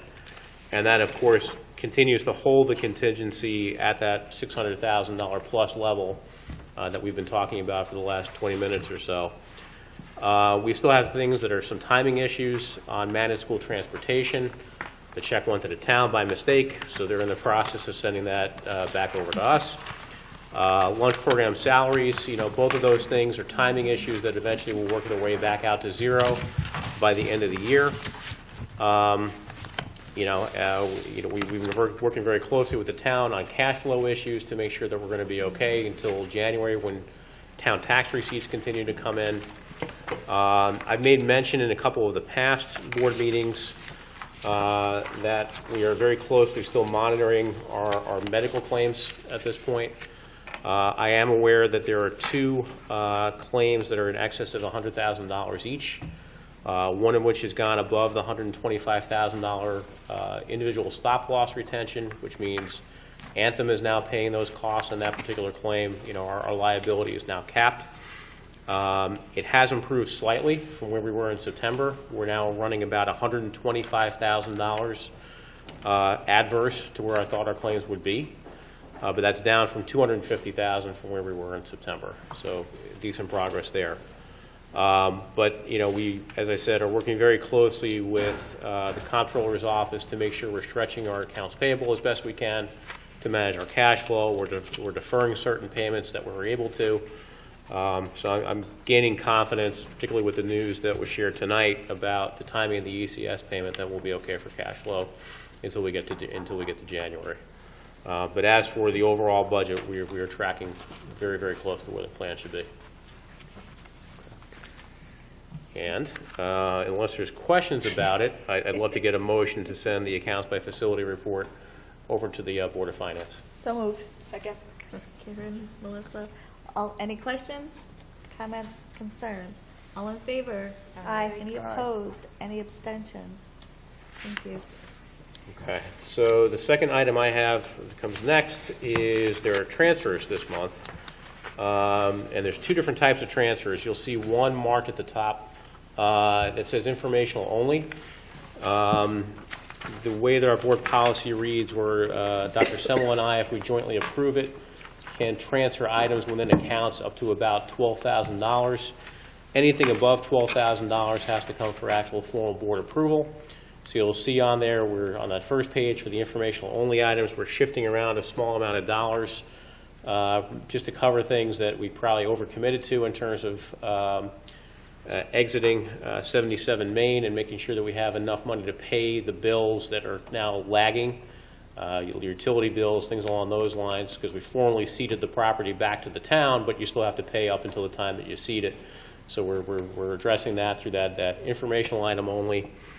The second item that you see on the one that requires a formal approval is there's always a mixed change in our budget between the special education outplacement students between a public facility versus a non-public facility. So a couple of times during the year, we will look through the list. We'll make sure that we have the money in the right place. And so this is basically making that change to shift money out of one account to the other. The important thing for the new board members is when we do account transfers like this, it's not a change in the Board of Ed's appropriation. We're still staying within the original amount that was allotted in our budget. We're just shifting it between the 595 accounts that we have to make sure the money's in the right place. Okay. And secondly, I'd also like to entertain a motion to approve the transfers as I just described. So moved. Second. Karen and Michelle, any questions, comments, concerns? All in favor? Aye. Any opposed? Any abstentions? Okay, so moved. Thank you. All right, do you want to take the next one? Yeah. Okay. Why not? So, yeah, I'll do my best. So, the next item is an adoption of new subcommittees, and at a previous opportunity for this discussion, we talked about kind of streamlining our subcommittees. So I'm looking for my page in here on that. But so I'll just, while he's looking for that, we had about 8 to 10 subcommittees, and we're actually going to reduce our subcommittees down to 2 majors and 2 minors. It will reduce the amount of time some of the board members are out, but all the work will still get done. If there's a focus on that particular item, that's what we'll be focusing on. So what really needs to happen is, because we approved all of our subcommittees, we have to actually take those back and then approve the way we're going to be running the board. I'm hoping this is a little bit more efficient for everybody. They're still open to the public too. I just wanted everybody to know that. And so there's only going to be, like she said, 2 majors and 2 minors, we're calling them. One of the majors is the Student Achievement Committee. It's going to take a look at all the issues around curriculum and instruction and assessment, very similar to the Curriculum and Instruction Committee, but the Student Achievement Committee will be able to look at a broad range of instructional and assessment topics. The other one, the Finance and Operations Committee, which is the second major committee, kind of takes the work of a number of committees like the Safety Committee, the Personnel Committee, the Finance Committee, the Facilities Committee, and puts it all under one umbrella. So you don't have to meet only about a safety topic at this particular time and have this particular meeting. So that's the other major one. And then the two minor ones are the Policy Subcommittee, which has been in existence, and then the Negotiation Subcommittee, which has also been in existence. So those will continue to go. So the motion that we're looking for tonight helps or eliminates all the old ones, replaces the new ones, and then we'll identify dates as we move forward for those committees. So we would need to entertain a motion to do that. I move to eliminate the current subcommittees of curriculum and instruction, personnel, finance, safety, and facilities.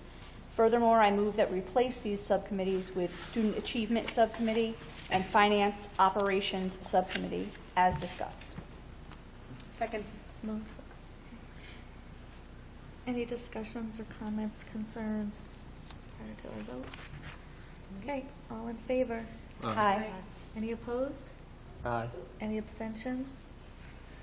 Okay, so moved. The next one is the calendar? Yep, the calendars. So the next thing we want to take a look at is the school year calendars for 18-19 and 19-20. Hopefully, our parents will be appreciative and our staff will be appreciative that we're doing this very early this year. Last year, we were doing it in January, and we had a goal to try to make sure we did our calendars this year in December, but we were ready to go, so we thought, why not do earlier than later if possible? So you've had a chance to look at the calendars, and I'll just want to make sure I point out to you folks and to the folks at home that there's only two major changes for the 18-19 calendar than there is in the current calendar. One of the changes is that in this current calendar, 17-18, we have Professional Development Day in October. And we weren't finding that to be all that as useful as a March date. We wanted to try to spread out our professional development opportunities. And I should backtrack and say that we took these calendars to my brown bag lunch with parents. We talked about it at the district data team and the administrative level. So there's a lot of support for the calendars in front of you. A lot of conversations about that. We want to make sure the board has a chance to pipe in as well.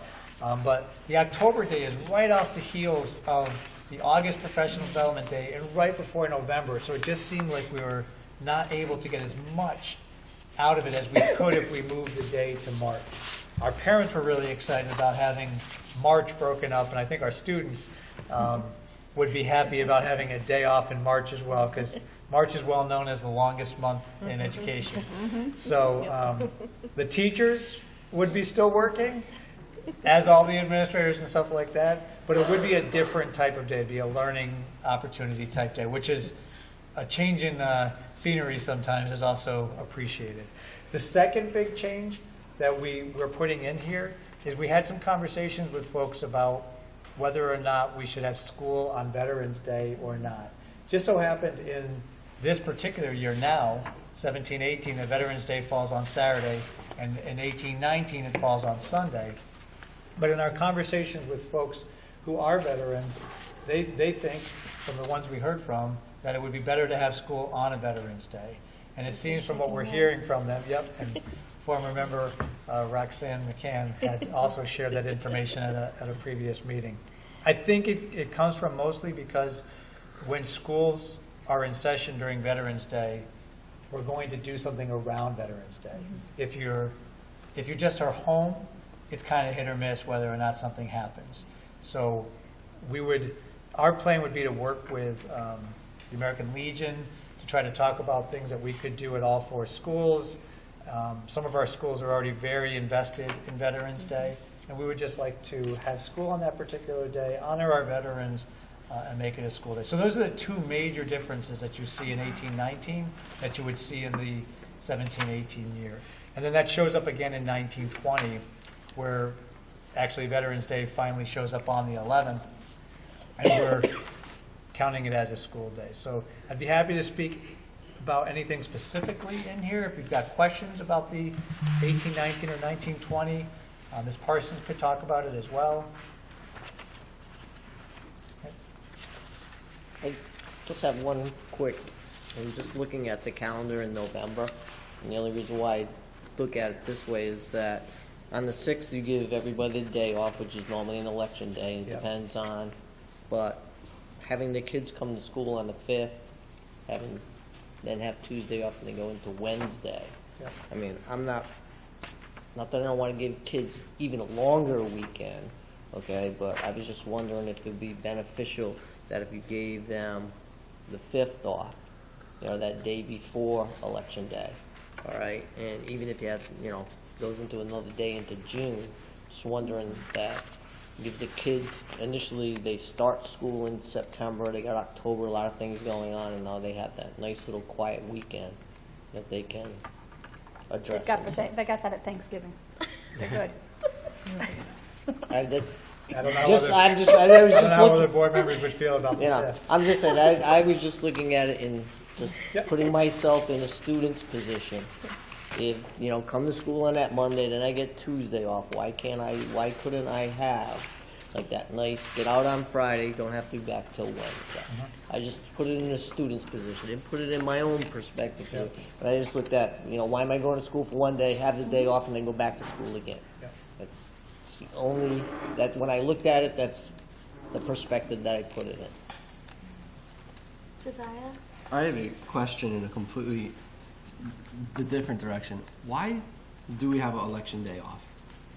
Well, one of the big reasons is because we use the schools as a voting place. So we don't want to mix our community with our students, especially when we talk, not that we are concerned about our community causing safety issues, but Didn't mean it that way, but look about right. but when you open up the building that completely to voting, you open yourself up for a host of safety type issues.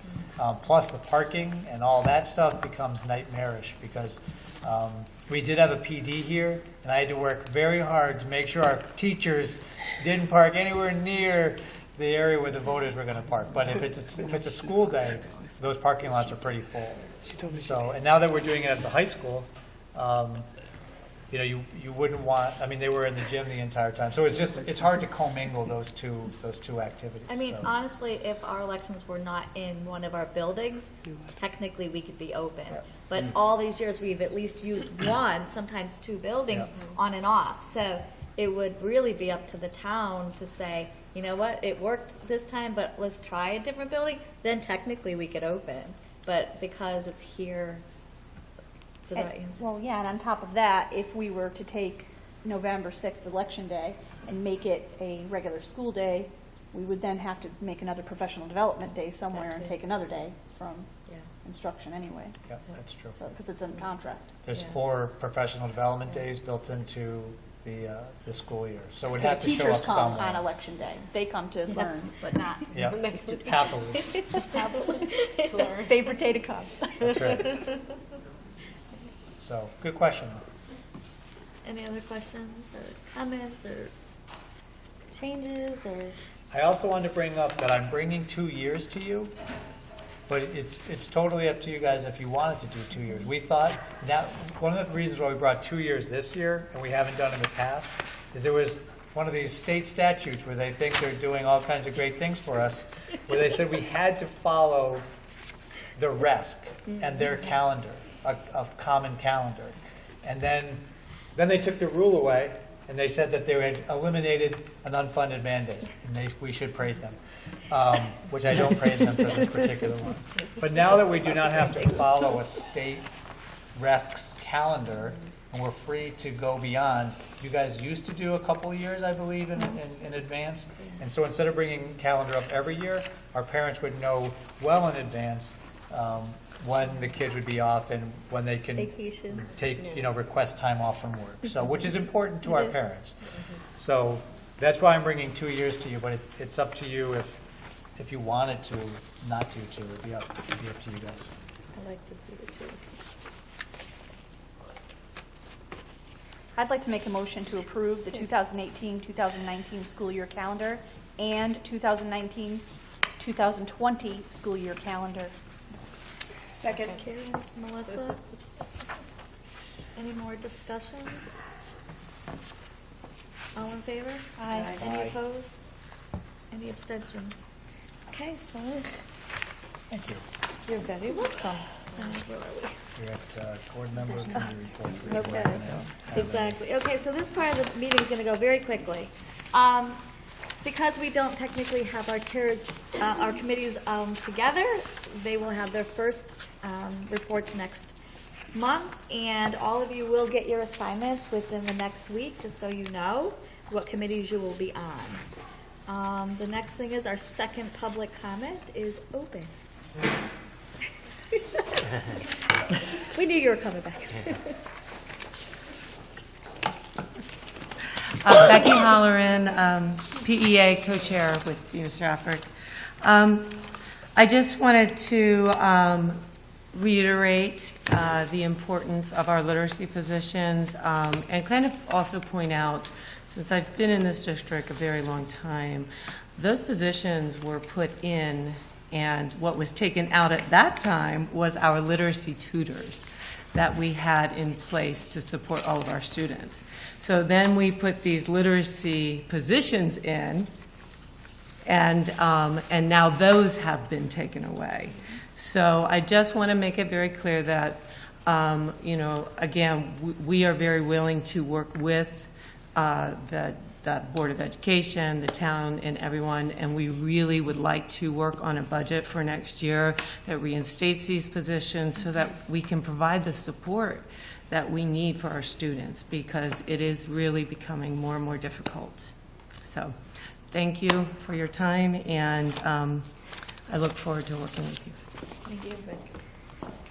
Any other public comment?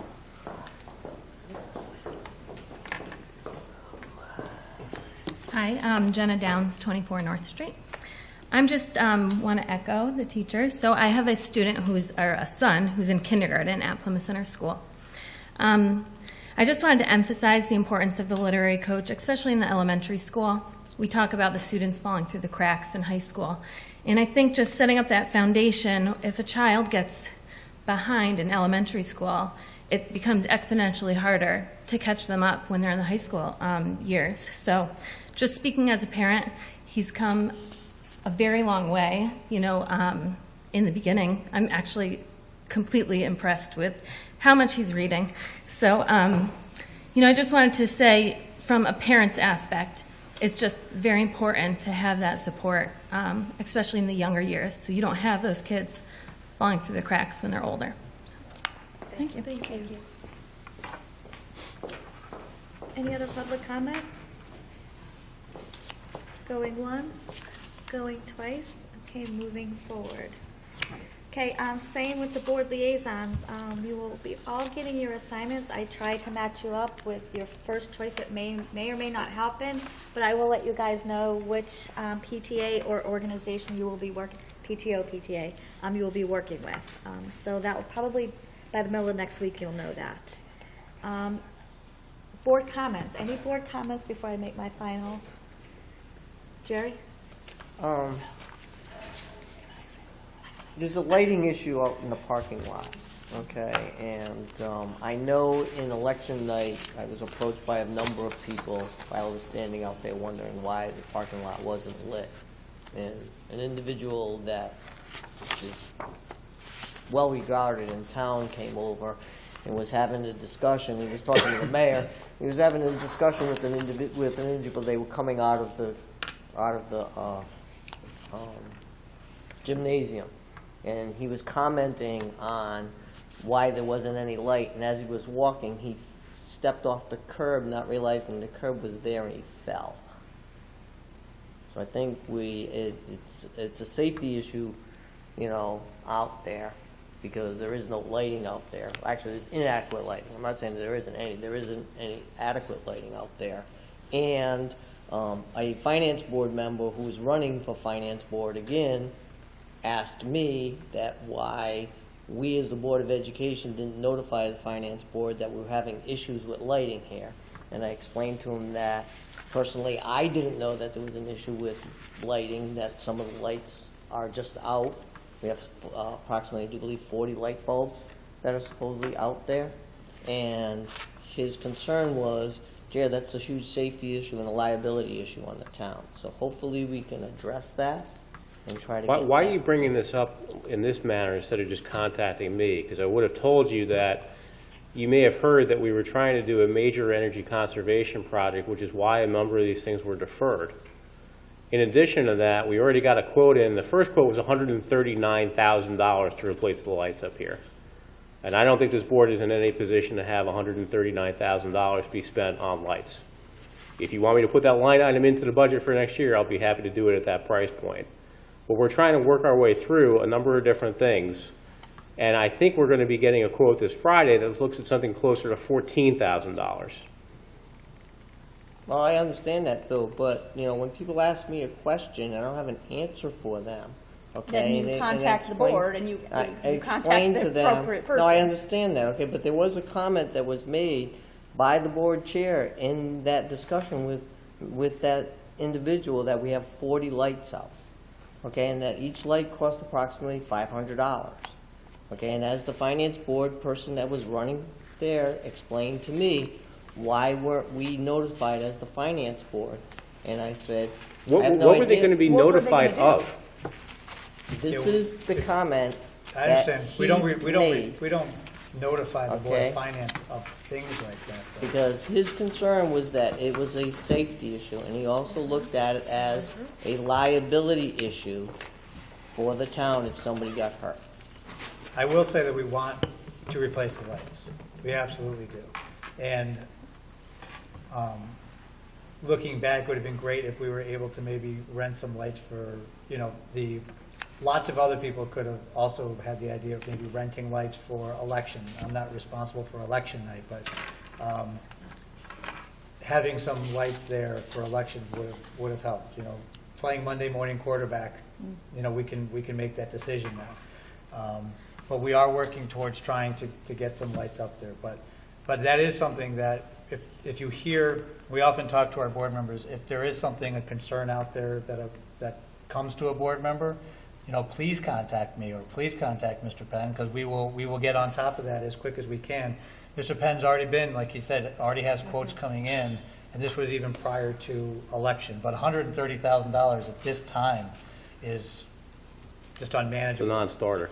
That's just a non-starter. So now we're obviously on to like option 3 or 4, trying to at least put in some lights would probably be an option to try to get more lighting up there. But just to the board, if there are issues that you hear about in the community and you want us to be aware of,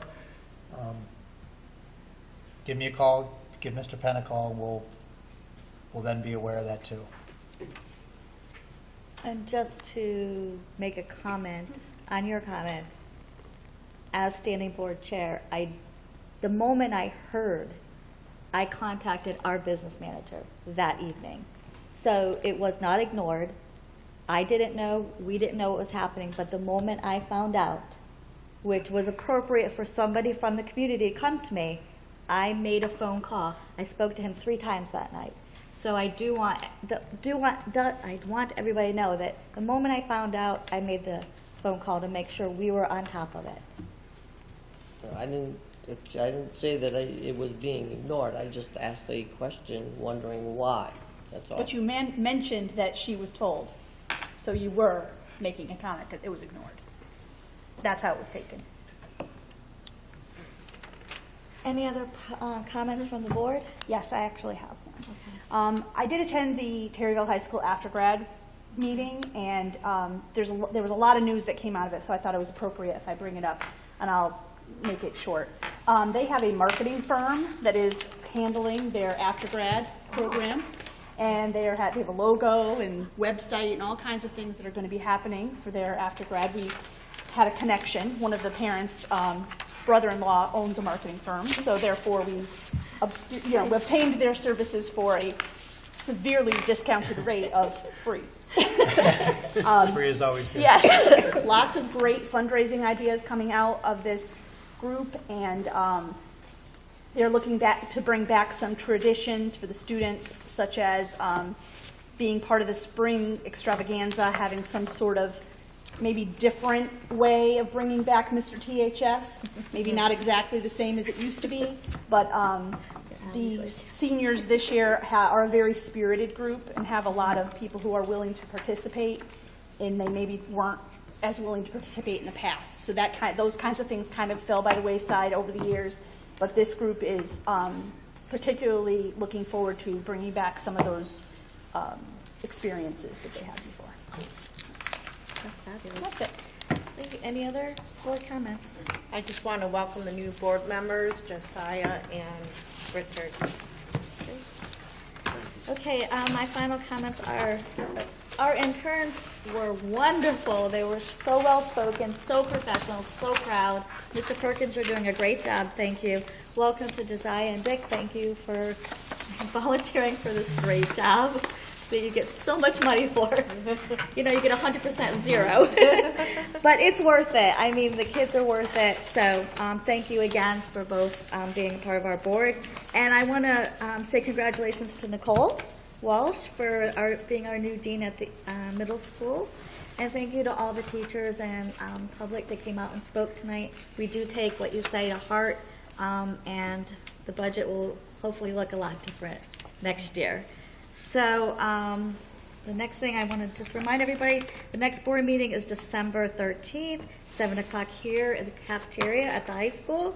And I would like to entertain a motion to adjourn at 9:10, is that it? 9:10, 9:11. So moved. Second. Melissa, Michelle, all in favor?